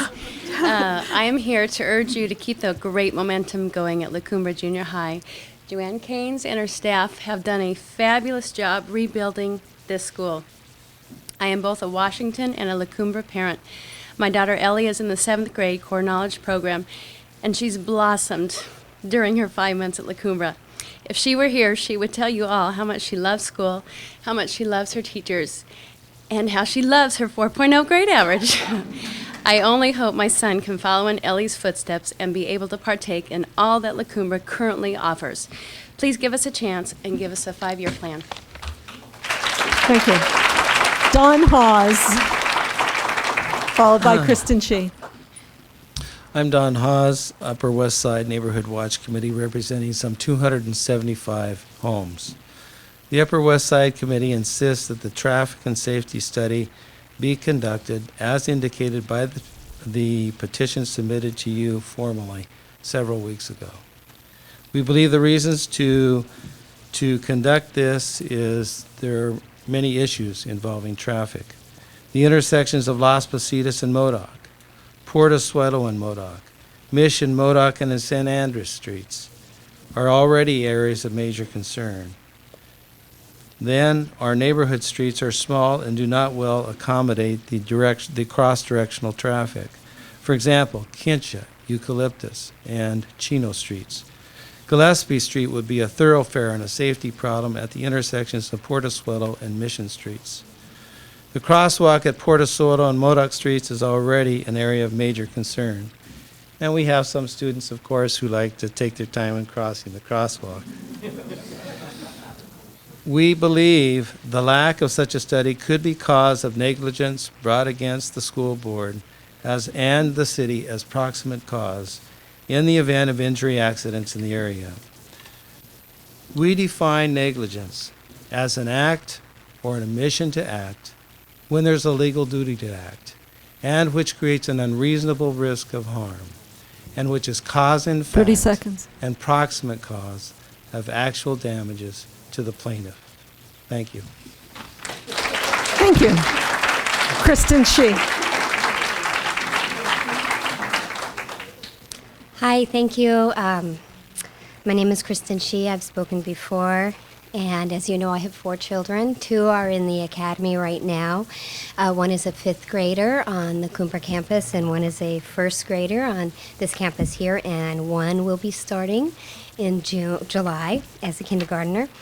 I have just a couple of topics that I would like to address.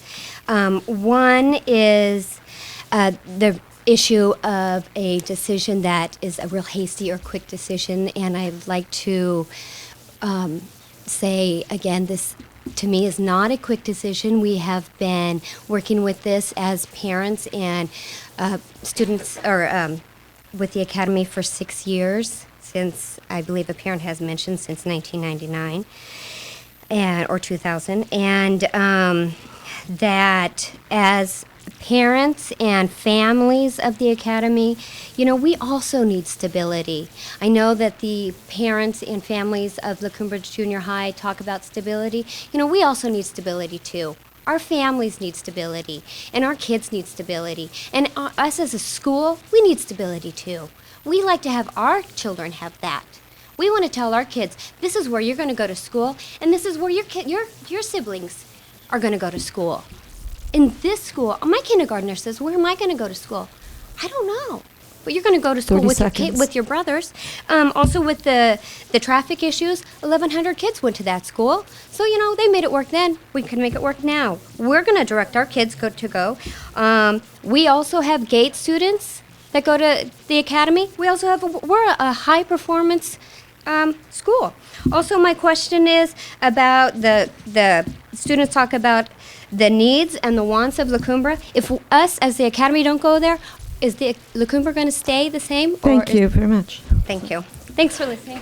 Come Bhavani, Mary McMaster, Gil Picciotto, followed by Brad Huffschmidt.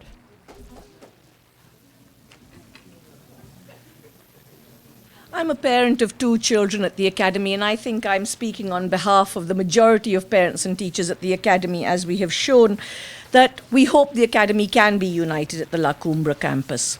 All of us in this room are taxpayers. I've lived in Santa Barbara for 15 years, and we all want the best for our children, and I know that we feel that very strongly. We all want very much stability and consistency for the children, because they're the ones who deal with schooling. Because we care about the best interests of the children, we all want to be flexible. When you have older children with younger children, one of the things you get, I was trained as an educational psychologist, one of the things you get is the older children behave in a wonderfully responsible way. That acting out that someone talked about becomes something else. When you get younger children with older children, we hope that we could contribute to La Cumbre. That when Oliver was done last year, I believe it was an SPCA child who was involved with it, as well as our younger students. With West Side Story, we're delighted to have the opportunity. But I also want to say that I hope that we're also contributing to West Side Story by our children being in West Side Story. So I want to say that in terms of the best interests of all of our children, as taxpayers, 30 seconds. If we can get people to the moon, forgive the cliche, I hope that we can all work well and flexibly with each other to sort out the drop-off problem, to sort out issues of driveways and parking, and most importantly, to allow all the children to have access to curricula like core knowledge, which is also in La Cumbre, in a way that allows us all to grow. Thank you. Thank you. Mary McMaster, followed by Gil Picciotto. Hi, I'm a mom of a 6th grader at Cold Spring School, and recently we took a tour of La Cumbre, and we loved it. It seemed like a great program, new administration, great staff. And absent this proposal, I think we'd definitely be sending our daughter there. But, you know, and I know you got, you know, there's a lot of problems trying to find out where the Academy should go, but it just seems like it's problematic to try and put these groups together in this building. It's an old building from the 20s. Those are beautiful buildings, but they just don't lend themselves to flexibility that you would need to do this merger of the two, especially with the bathrooms. I mean, that's, I think, a real issue. One of the only things bad about Cold Spring School is the parking situation, and it's a very, very small school with 2 ways to get there. But you've got moms who do want to walk their kids in because it's elementary school, and you've got kids that are small and that behave erratically because they're little kids, and they run out in front of cars. And I think that's, it's not just, oh, well, we got to solve this problem. It might not be one you could solve on this campus. I know time, you probably don't have the timing. Inter-district transfers is kind of what I'm looking at right now. Those are due March 1st. It would be nice to have a decision in terms of which way you're going to go before those are due, because it would really feed into our decision. And I know the other Cold Spring parents I've talked to have said the same thing. Thank you. Thank you. Gil Picciotto. Hi, my name is Gil Picciotto. I hope you can hear me over this tie. Tough crowd.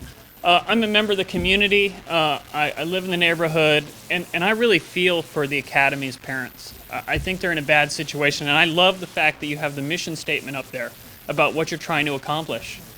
But I think the solutions here swap one set of problems for another. And intuitively, that doesn't seem to enhance our overall public education system. I'm a product of the public education system.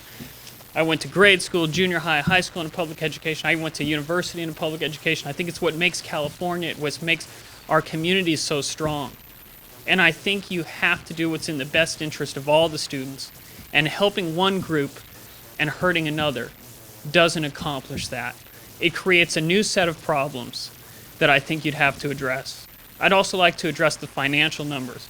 I work for a public institution. Those financial numbers will be tripled by the time you get anything done. And I ask you to think about prevailing wage and everything else you do. But every time I go, and I work for the university, every time I go and I see numbers in a city or a university, by the time you get done with prevailing wage, the bid process and everything else, and the fact that developers know they can charge you more, you're going to pay more. And those numbers aren't realistic. And that's the least of my concerns. My concerns are more about that mission statement, and I don't think any of these options address that adequately. Thank you. Brad Hufschnid. Thank you. My name is Brad Hufschmid. I've had the good fortune of teaching at LaCoumbre for nearly 2 decades. I also have 2 kids in the secondary district, and I have been in this district as a child since kindergarten. LaCoumbre was built after the 1925 earthquake, and you look at a building with a lot of foresight. In the last 10 years, you've seen a lot of boards make poor decisions because they have very short-sighted visions. If you want to know how to destroy a school, look what this board has done in the last 10 years. They may not have intentionally tried to destroy a school, but they almost had. Thankfully, Joanne was allowed to come back to LaCoumbre and save the school. Just as we see light at the end of the tunnel, this board is proposing to derail the train. And the light we see is another school coming head-on that you've put on our track coming right at us. You are pitting 2 schools against each other like a bully in the schoolyard trying to make 2 kids fight it out, and you make the easy decision and say, you guys work it out. Which of these plans was done for the betterment of LaCoumbre students? When CPM comes next week and asks us how this plan is going to help our language learners, I hope you have an answer. I do not see a plan designed for the education of our students. This is housing issues, as if students are just chairs and desks. Go back and look at what has happened to LaCoumbre when the 6th grade came and when you ripped them away from us. And now you're going to do it again as to keep us separate. I was there when there was 1,100. You do not want to go back to 1,100. All studies have shown 600 is the ideal school. At 1,100, there were lots of confusion, lots of fights, lots of difficulties in the bathroom. They were only 6th, 7th, and 8th graders. Imagine kindergartners in the midst of it. Somebody invited you to come on a Saturday. I invite you to come on a weekday. All of you parents drive all of your kids to our school. Join us for breakfast, lunch, recess, everything. And I challenge you to tell the board you want to be in that environment. Skip Bond, last group here. Skip Bond, followed by Kelly Egan, followed by John Ferran.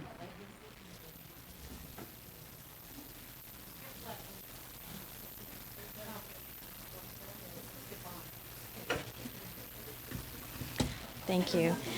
I am a parent at Washington School. My daughter is entering, hopefully, LaCoumbre Junior High next year. I did take the tour twice, and I've been to Santa Barbara Junior High also twice. LaCoumbre is my first choice, but I am very concerned about the academy going in, because my concerns would be the wood shop and the tech and the rainy day multi-purpose use gym/dance area that would all be taken away. Where do the kids go in those circumstances?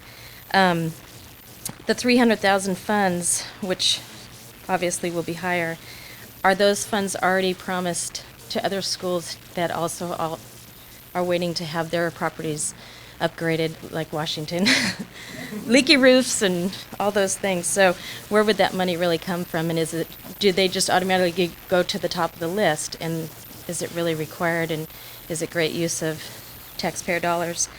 And then the other question I have is that Ms. Parker suggested that the Academy enter into the character counts curriculum. Does that mean that you would actually ask them to enter into the rest of the public school system? And therefore, why can't they enter into any of the other elementary schools that are available? I think Cleveland and McKinley both have space. I could be wrong, but that's what I understand. And then I think with any other school that outgrows their space, don't they just have to stop growing? That's my question. I think if Washington were to outgrow our space, we just stop people from coming to the school. And so it seems as though they have outgrown their space. Why do they get to find another space? And how do you work that out? That's my question. Thank you. Last is John Ferran. Is John Ferran here? No. John Ferran, I believe. Maybe it's not an F. Oh, there he is. Okay. Okay. Well, I'd like to just point out what I see as the big picture here. And to me, the big picture is that we're talking about two of the most exciting schools in the district at the moment. I want them both to thrive, and I'm confident that they both will. And I'm a parent, a Santa Barbara Community Academy parent at the moment. I'm beginning to be convinced that this move, this reunification and this move will be a great thing, not just for the Academy, but ultimately I think for both schools. I think that most importantly, it would create a very innovative K-8 experience, even though it was in two different schools, in terms of academics, in terms of athletics, in terms of the creative arts. The West Side Story is good evidence of this. My daughter is in that. I think ultimately it's going to make both of these very successful schools more attractive and more successful. For one thing, the Community Academy on site is going to be a feeder school for La Cumbre. La Cumbre is going to grow over time because the Academy is there. I think the biggest issue is that we have to have a better process for moving forward, because I can hear the anger and the disappointment of La Cumbre parents and staff this evening, and I've heard it in the past. And I think the board has to find a way, just as we will have to find a way once you make your decision, to make this work. 30 seconds. The board has to meet with La Cumbre parents, and I don't think you've avoided that. I know that you met with us because we asked you to in the last week. You have to tour the La Cumbre site. Perhaps you have. You have to do the traffic study. If you feel that you have to make the decision right now and this year, that's fine, but it doesn't have to happen in July 2007, all the implementation of it. In conclusion, I hope that we are not going to be afraid or act in anger, and that we should make something really great happen together. Thank you.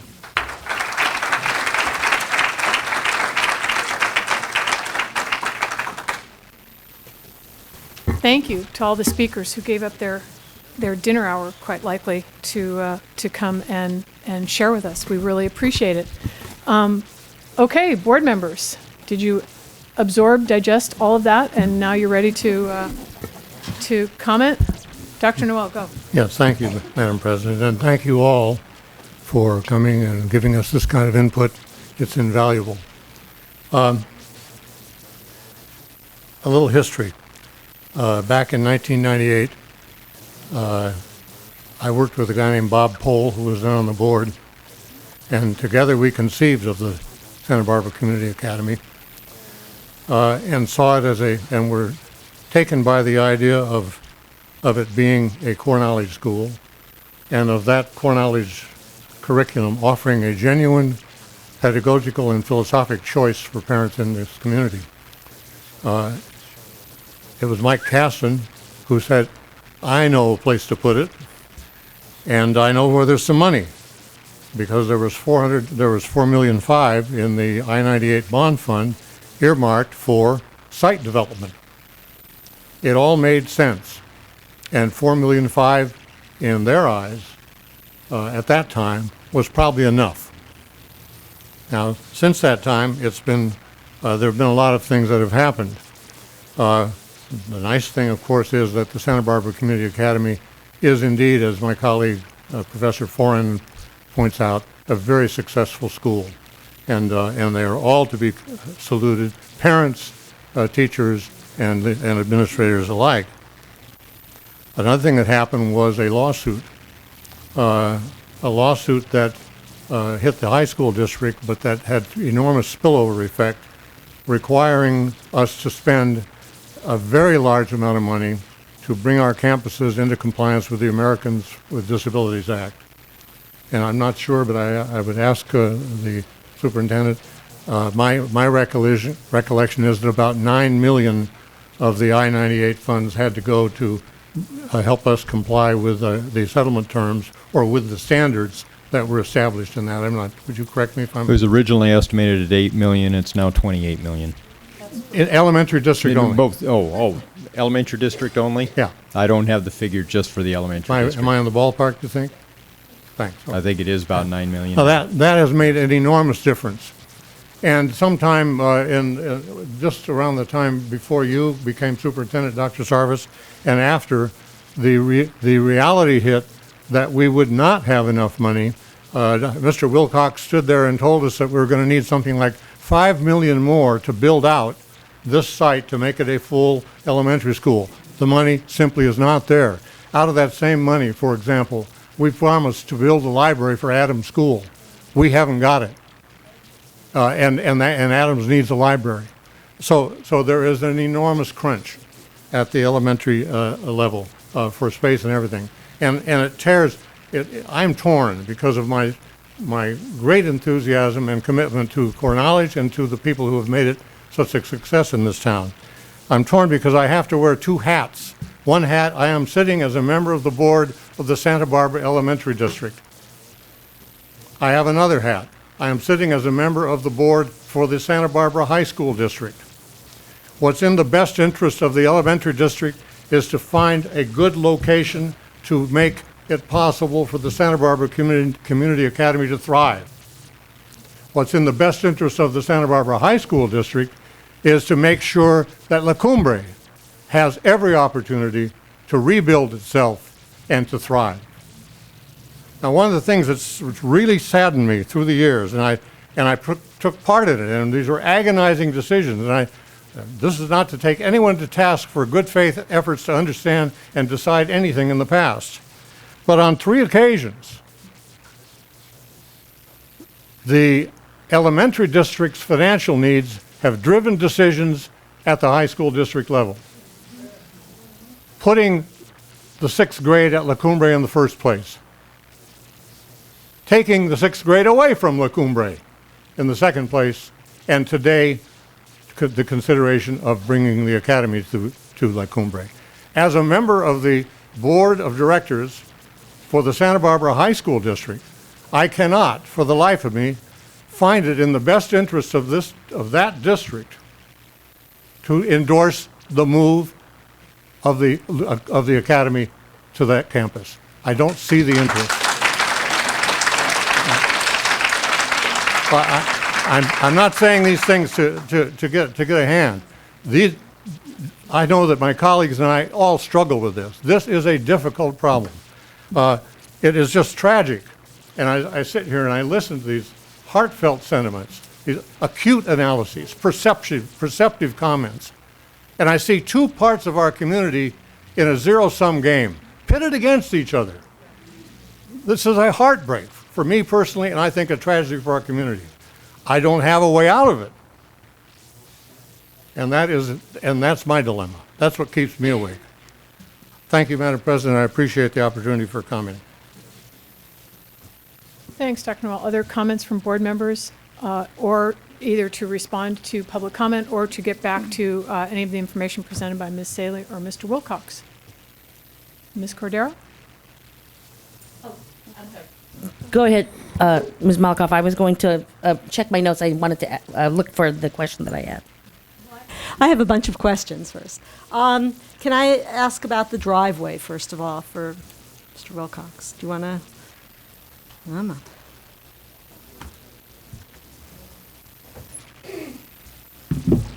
The dollar value that was put into for the parking lot was to redesign that back parking lot. I redid my own personal driveway in brick and concrete for 2 cars for $14,000. And that number of 40 comes from a school we did up in Los Olivos, their parking lot. So I based it on some experience we have. We haven't gone through the design process. We probably will need another driveway. There's an elevation problem there. And again, I don't have a crystal ball. It could be 50, could be 60. Is it, no, my question is more about the size, what it is. Is there more than one way? Is it just one lane going in and one lane coming out, or is it? On the back parking lot? Yes, on the, Yes. whatever this new. We haven't parking lot- studied that parking lot at all, other than we know we need to do something to that parking lot. We haven't spent time Figuring out designing what it that is. parking lot. Now, we have had several designs of the front parking lot over the last 20 years. And I gave Dave Hetjunk the latest design done by Steve Flowers and Associates, but it seems like it's changed every 5 years because that's a very difficult triangular piece of land. It's not clean at all. So, Okay. does that answer your question or not? I'm still not clear whether the design calls for more than just, I'm hoping that it's more than just one lane. The answer is it's not designed yet. There's We've no allocated design. $40,000 based on a parking lot that I've done that's similar. Okay. And the similar parking lot is one from scratch. Okay, and it had one lane going in and one lane going out? Correct. Okay. Yes. My next question was about, this is more, I think, for Pat Pat. Saley, about whether, well, maybe not, I'm not sure who it's for, but whether there's going to be any less programs at, I mean, I heard a student who said they're going to take away woodworking and so forth. Would there be any less classrooms, less programs? I guess I want to know also about the classrooms. Madam President, our intent in designing these options is to maintain the program that La Cumbre has and the Academy has. So, for example, the number of labs, computer labs, science labs, the IT, industrial technology classrooms and programs that are provided there. So I think that's one of the criteria that we've followed, is make sure at a minimum we have not diminished that program at all. So the 7th grader should be able to take what the 8th graders are taking. In terms of the number of classrooms, I might need some help from Joe. Some of the options assume 600 students, some assume 650. And we were assuming the classrooms would be used at a higher density, you might say. What is that based on?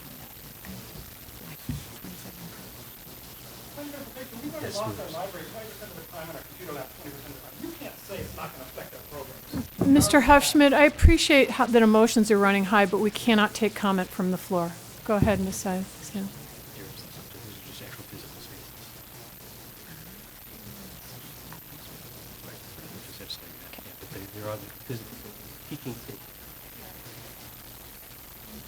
Madam President, as we were developing these options, and it may be difficult, I don't know how well people can see, option A, which was there a moment ago?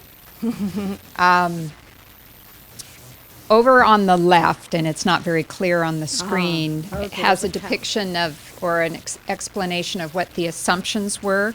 And again, we were trying to maintain the program that was there. We were assuming higher loading of each classroom, just more efficiency. To like the district average, something, or a district junior high average, or is there any? Until, it's hard to say exactly. I mean, we don't have a hard count, and we can certainly get that, or I don't know the number off the top of my head, let me put it that way, what the number of classrooms are. We were assuming a higher loading factor. I think 27-to-1 is what's used in the secondary, if I remember correctly. And I normally at our junior highs, we know that we teach at a ratio of 30-to-1. However, We do have a science lab that won't be used every period. We do have computer labs that won't be used every period. In considering this option, notice the shop classes are still there. There are a couple of PE classes, like a fitness room and a mirrored room. Weight room. That we just took out of the mix. Now, we don't do that at any of the other junior highs. In fact, at a ratio of 22 classrooms, we would expect a school to serve some 600 students. There are many more than 22 classrooms here. If we were to do this at Santa Barbara Junior High or La Colina or Goleta Valley, we would expect them to serve far beyond that in this number of classroom spaces. The 25 they're being cut to. They would expect to have more than what they have now. It would be on a ratio of 27 students times 25 classroom spaces, yes. Okay. Is that something that maybe I'm not real clear on this? Maybe it needs to, on the next iteration, when we do make a decision, it would be nice to know exactly. Definitely. It would capacity, classrooms, that kind of, and how it, I guess how it compares in some ways to our other junior highs. I mean, they're talking about. I mean, they're at right now. 483 students. Yeah, and they want to, 83. and we're talking about growing to 650. So we need not only as much room as there is now, but we certainly need more room. Okay. I think I'm going to let you ask a question, and I may have another question here. Okay, well, Dr. Malikoff covered a couple of mine, but I also had some that came up from some of the speakers. One speaker mentioned the cost of rewiring and some of the classrooms and also adding air conditioning. And I was wondering if those costs were reflected in the numbers that you gave us. Yes, well, I heard that speaker, and I didn't include that in the common cost because some of the schemes you don't have to rewire the computers or add air conditioning. Those items are added in the conversion lines, so I did include air conditioning and wiring in the ones that needed it. The rooms we picked were rooms that had previously had computer labs in the past, so it shouldn't be too bad to do it again. Because some of them have, the one in the main building already has air conditioning, so. Okay. And then this is a question that I think might be directed to Dr. Sarvis, actually, and that is also one of the speakers mentioned the elimination of the pre-AP program at La Cumbre, and I was wondering, could you explain that? When La Cumbre came to the board with essentially three programs, three academies, we purposely overstaffed La Cumbre. We overstaffed La Cumbre to the tune of $700,000 2 years ago. They're no longer overstaffed. I don't know. I don't have any specifics on the disappearance of a pre-AP program. I'm not aware of that. So would that have been a site decision? Principals here, maybe Dr. Farvis, Sure. we could ask We could certainly Ms. ask the Keynes principal. to answer that question.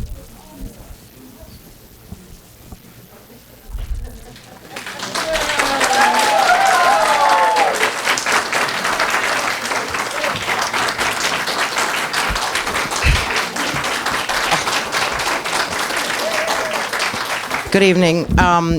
If I could just make a clarification before I answer that question. I'd like to just review the role of a principal. We are not politicians. Principals, my job in all of this is to implement board and district policy and directives. So I just really want to be clear that as I stand here, that's why I'm here, and I will absolutely implement whatever the board decides.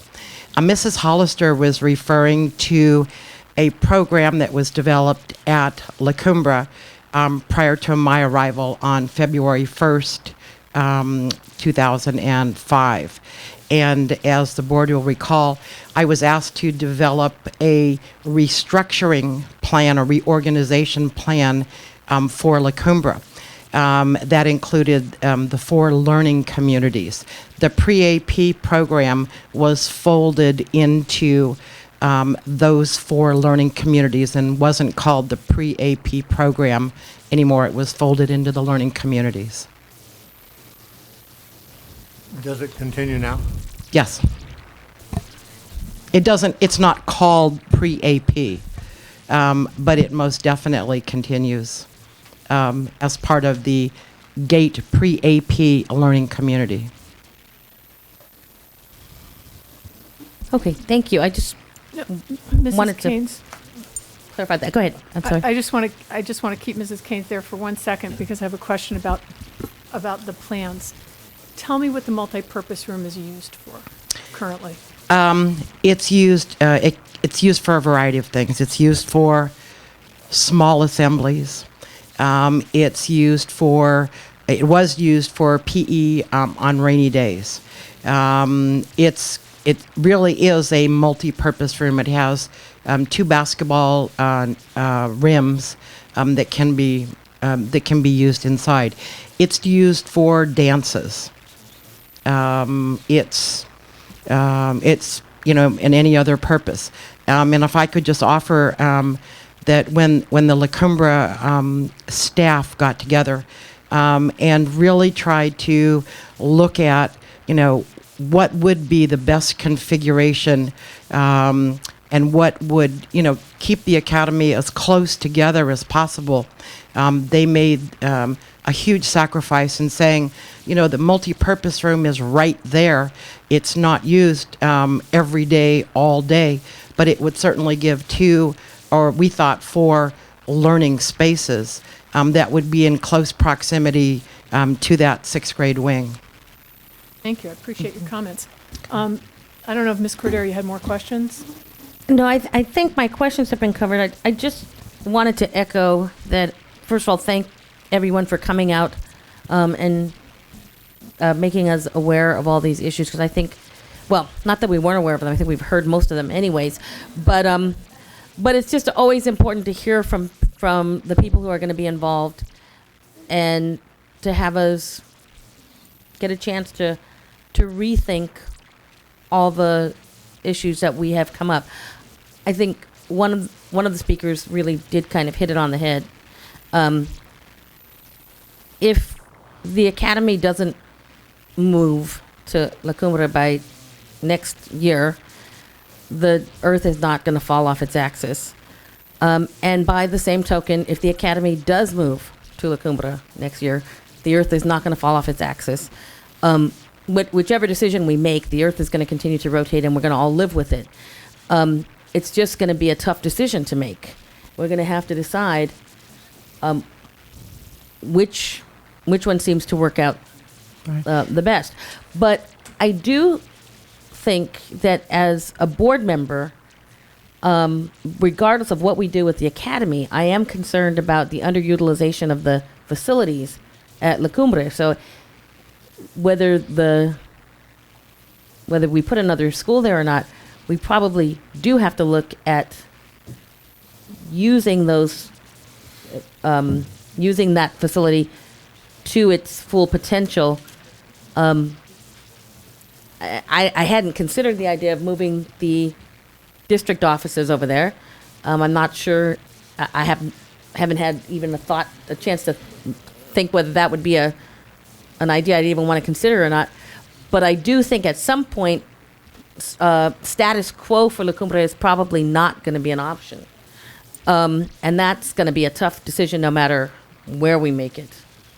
So that's something that I think the La Cumbre community probably needs to start considering, whether it happens immediately or down the road a little bit. But some things are going to have to be done there, because we can't really afford to have a site that's underutilized.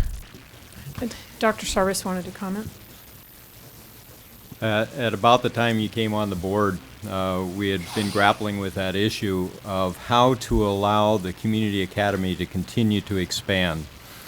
The early estimates were that for about $3.5 million we could build in this area into classrooms. When we considered 2 years ago, when we considered what it would take to relocate district office, to build classrooms into these offices, to relocate maintenance and operations, to build a multi-purpose room, to provide more playground space. We came to a total then of $30 million. It was obvious that we were not going to be able to proceed on that plan, and that even if we did, that school would be an inadequate school site for an elementary school. In fact, I believe that Sarah Griffith showed us that that it was about 25% of a desired site in terms of space. We would still have a very small playground. We would still have a number of inadequacies at that school.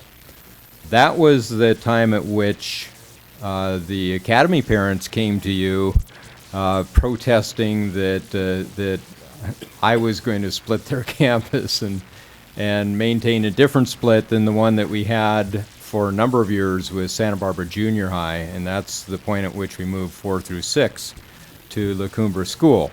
We also made them the promise that in 2 years' time we would find a permanent solution, and that brings us to tonight. Before I sit down, if I could just offer my sincere thank you to Pat Saley and Joe Wilcox, who have taken extra time and have had extra meetings to gain input and suggestions from the La Cumbre staff. And I'd also like to thank the La Cumbre staff who have had many difficult conversations about, how to best manipulate a very difficult physical plant for 2 schools. So I would like to thank my own staff as well as Mrs. Saley and Joe Wilcox, because, like I say, we got the plans on Friday, and we're looking at them. I also thank the La Cumbre community, because everything they said about La Cumbre Junior High is absolutely true. Everything they said. Thank you. I think Ms. Parker was waiting. And I just wanted to follow up with what Mrs. Cordero said and say that's why I was particularly impressed with option C that Pat Saley came up with, I'm sure with other people. Yes. Because I don't think it's feasible right now because we don't have a place to put the academy. But that's what I like to see in terms of, because we may have underutilized space in the future, and as long as you have a program where you don't have like adults walking through, strangers walking through the building during the day, if it were something that accommodated younger children or something that accommodated night schools, I just think that that's a creative use and a creative way of bringing in money into the district, and so I applaud that. One of the questions that I had was, and I don't know, maybe Ms. Saley can answer this, we've had a lot of neighbors say that they want a traffic study. Do we need to do a traffic study?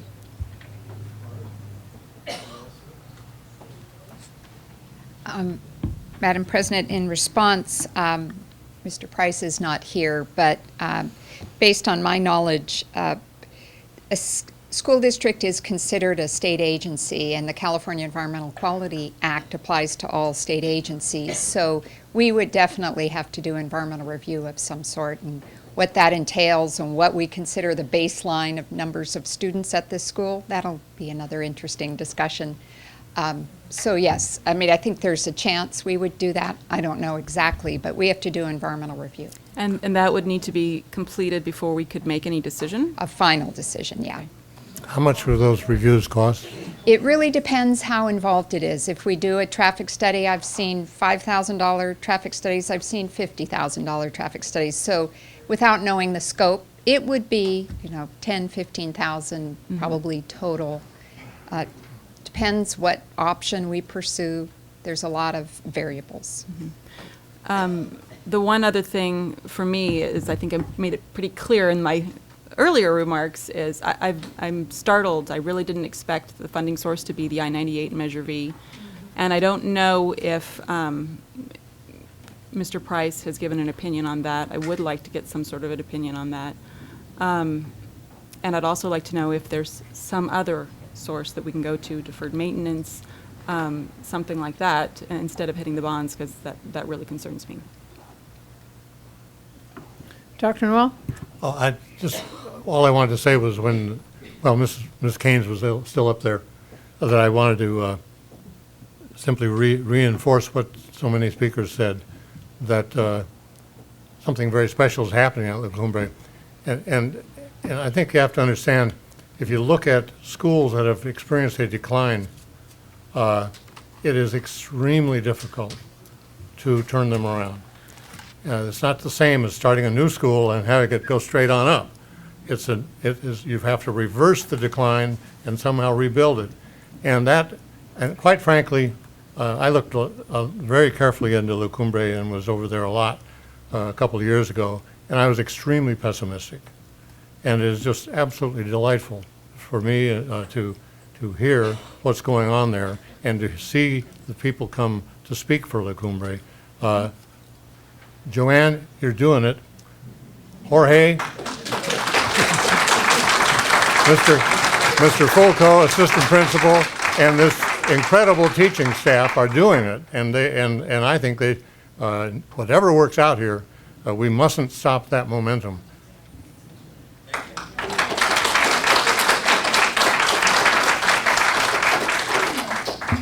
Go ahead, Ms. Malkoff. Done? Well, we do have some difficult decisions to make in the future. I do agree that we have two very excellent schools. I originally saw that La Cumbre was a long time ago that it's empty, and this was an opportunity. So we tried putting the 3 grades there. It worked out beautifully. At least it seems, though, as though both sides have no complaint about the current split. And at least I haven't heard that. I mean, yes, there are some, but I haven't heard that many complaints. Matter of fact, I've heard the other compliments. Obviously, 3 more grades or 4 more grades, however you put that, is a different situation, but we have to look at it, and we're going to look at it, hopefully, in the near future, and try to make a decision, as you said, in the best interest of the entire district. That's the only way we can do it. And yes, I don't like to think of some people as being winners and losers. I'd rather see this as something that we can try to figure out together. I know that I'm a Pollyanna, but I can't help it. So that's our next job. Thanks, Ms. Malikoff. A couple of requests. I'd like to reiterate Ms. Parker's request for a legal opinion on rents and on use of bond funds. I recall that there's an old opinion on rent that Mr. Price may be able to pull out of his hat, but I don't want to rely solely on my memory. I realize that coming to offer public comment is often very emotionally charged, and I think that people often state very strong opinions when they're faced with a microphone in a crowd. I would have liked to have seen the issues framed tonight in terms of how we can pull it together, but that's me being an optimist in a perfect world. I realize that we may have to do that, but people want to be able to identify the issues at the far ends of the spectrum. Community Academy saying to us, hurry up with your decision making, and La Cumbre saying, slow it down. And I appreciate that. It's an issue that Community Academy has been living with for quite some time. And from a La Cumbre perspective, a parent's in 1 year and they're on their way out the next year.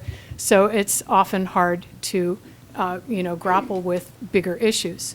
I want to issue an offer to meet with La Cumbre parents. I know that one of our speakers was upset. Board members have met with Community Academy parents at their invitation. I've met recently with Washington parents at their invitation. I would be happy to meet with La Cumbre parents as well, and I'm sure that other board members would too. And Mrs. Keynes, I know you know that's out there, and I know that you would help to facilitate that. But certainly no offense was intended to any La Cumbre parent, and certainly any decision-making on my part would not mitigate against La Cumbre because, I didn't meet with their parents. So I just want to dispel that. I want to emphasize that I'm interested in plans. If we're going to look at plans, I am interested in a plan that accommodates future growth and the issues that Ms. Malakoff raised. But I'm also interested in a plan that doesn't disrupt current program functions at La Cumbre. I think we've demonstrated that it won't impact industrial technology or PE. I don't know what impact, if the multi-purpose room was used, what impact that would be. I don't want to disrupt science labs. I don't want to disrupt computer labs. And probably at the top of my list in terms of La Cumbre is I don't want to disrupt what goes on in the quad. I think that that's a critical part of what goes on in junior high life. To be able to congregate, you're not playing games out on the field anymore at lunchtime. You're hanging out, in clusters, with friends. So I really don't want to disrupt that quad activity. And option A was more sensitive to that than other options that were on the table. That's what I meant, A1. Thank you. I'm sorry. I'm not being specific enough there. It would be a real luxury to say, let's continue and follow enrollment trends. I think we've been affording ourselves that luxury for a number of years now. And I think that even if we make an interim decision, for instance, moving the third grade over to the community academy, it has to be with a view toward implementing a full-on plan in 2 years' time. I don't think we can say, let's move the third grade without some kind of long-term plan. I'm open to an interim plan. I'm open to other ideas as well that might crop up. But I would like to have a plan in place. I think we know where the enrollment trends are going. And interestingly enough, you're looking at the two schools that are growing. And I think we need to be very mindful of that. I think that is just about it. I don't know if staff members have anything that they want to offer. Well, do you want us to bring a proposal for a traffic study back to you? I think it would be extremely helpful to see where we would end up with CEQA. Now, we've done CEQA studies before with our Measure V projects. In secondary, we have had to deal with CEQA studies, most specifically at Dos Pueblos. And I don't want to raise expectations of neighbors. It ended up in a mitigated negative declaration, which meant that, study was done, mitigations were found, and that was the end of it. So CEQA inquiries, particularly for school properties, which are considered their zone, major public institutions, generally end up with accommodations. Am I correct? They don't end up saying, no, stop. You can't do this. So I don't want to create an expectation that if there's a traffic study, it could halt things. Madam President, the only example I can remember and I've been here 30-something years, is when there was a proposal to close Dos Pueblos. I believe an environmental impact report was done, and I guess enrollment rebounded and that got shelved. But I think other than that, the district has done the negative declaration approach, which is generally putting conditions on the project to mitigate or address impacts.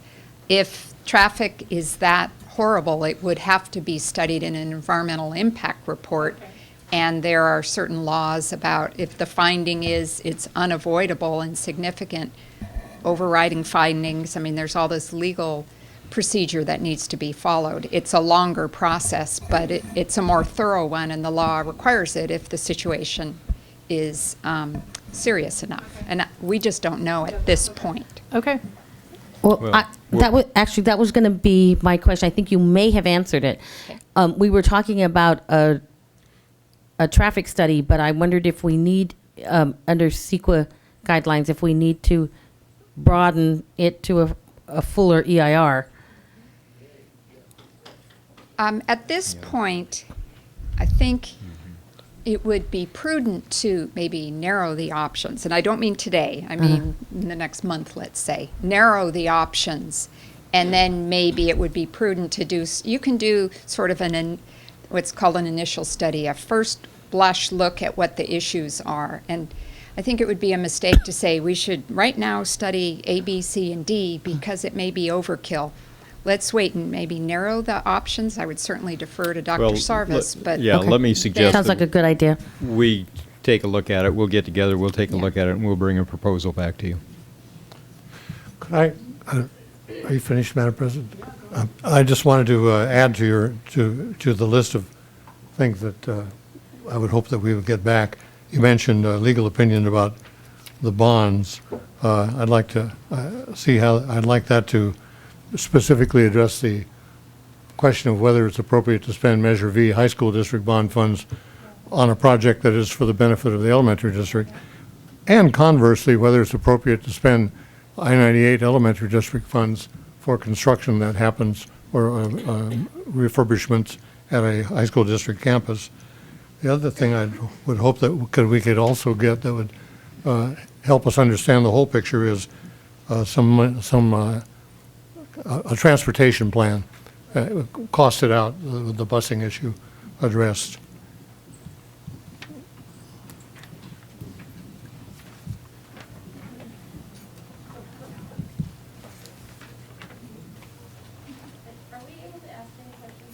No, I think we're done with that.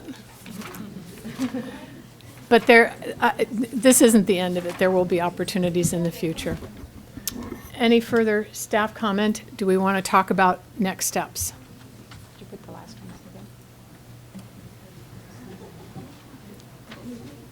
one again? Well, see, we made progress. We did the first one, although there will be other opportunities, of course, for public input. It seems, and again, I would defer to Dr. Sarvis, but it would certainly help if we chose a date with the people here so that they know what we're heading toward and can stay in the loop in terms of the information as it's generated. Well, at one point, we had anticipated bringing this back to the next board meeting and just keeping up with the discussion until we come to some decision on it. I think at this point it's more prudent to provide the information to the board that they've asked for, to provide a report on possible traffic study, and proceed on those first. And once we have those answers, then we can have another meeting. Would it be on the action agenda or the conference agenda next time it comes back? I assume it'd be on conference. Conference. Okay. I think it's important that people understand whether the next meeting is a voting meeting or another discussion meeting.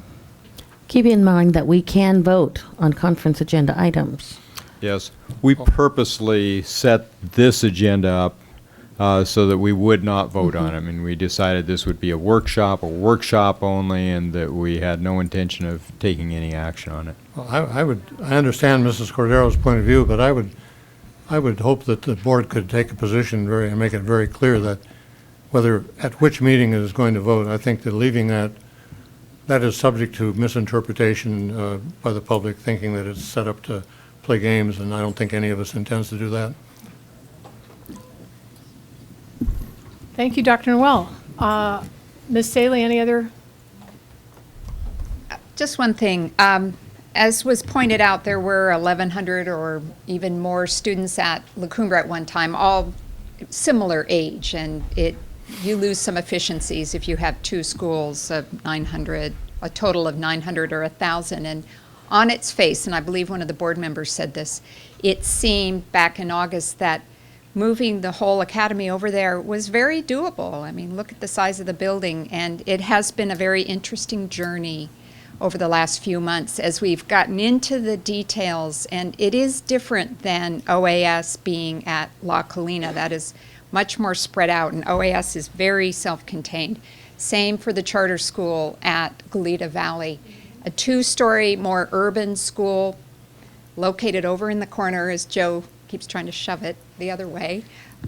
It's a challenge, and we have struggled with this. And I mean, I think it's evident from the discussion tonight. It's not necessarily an easy fit.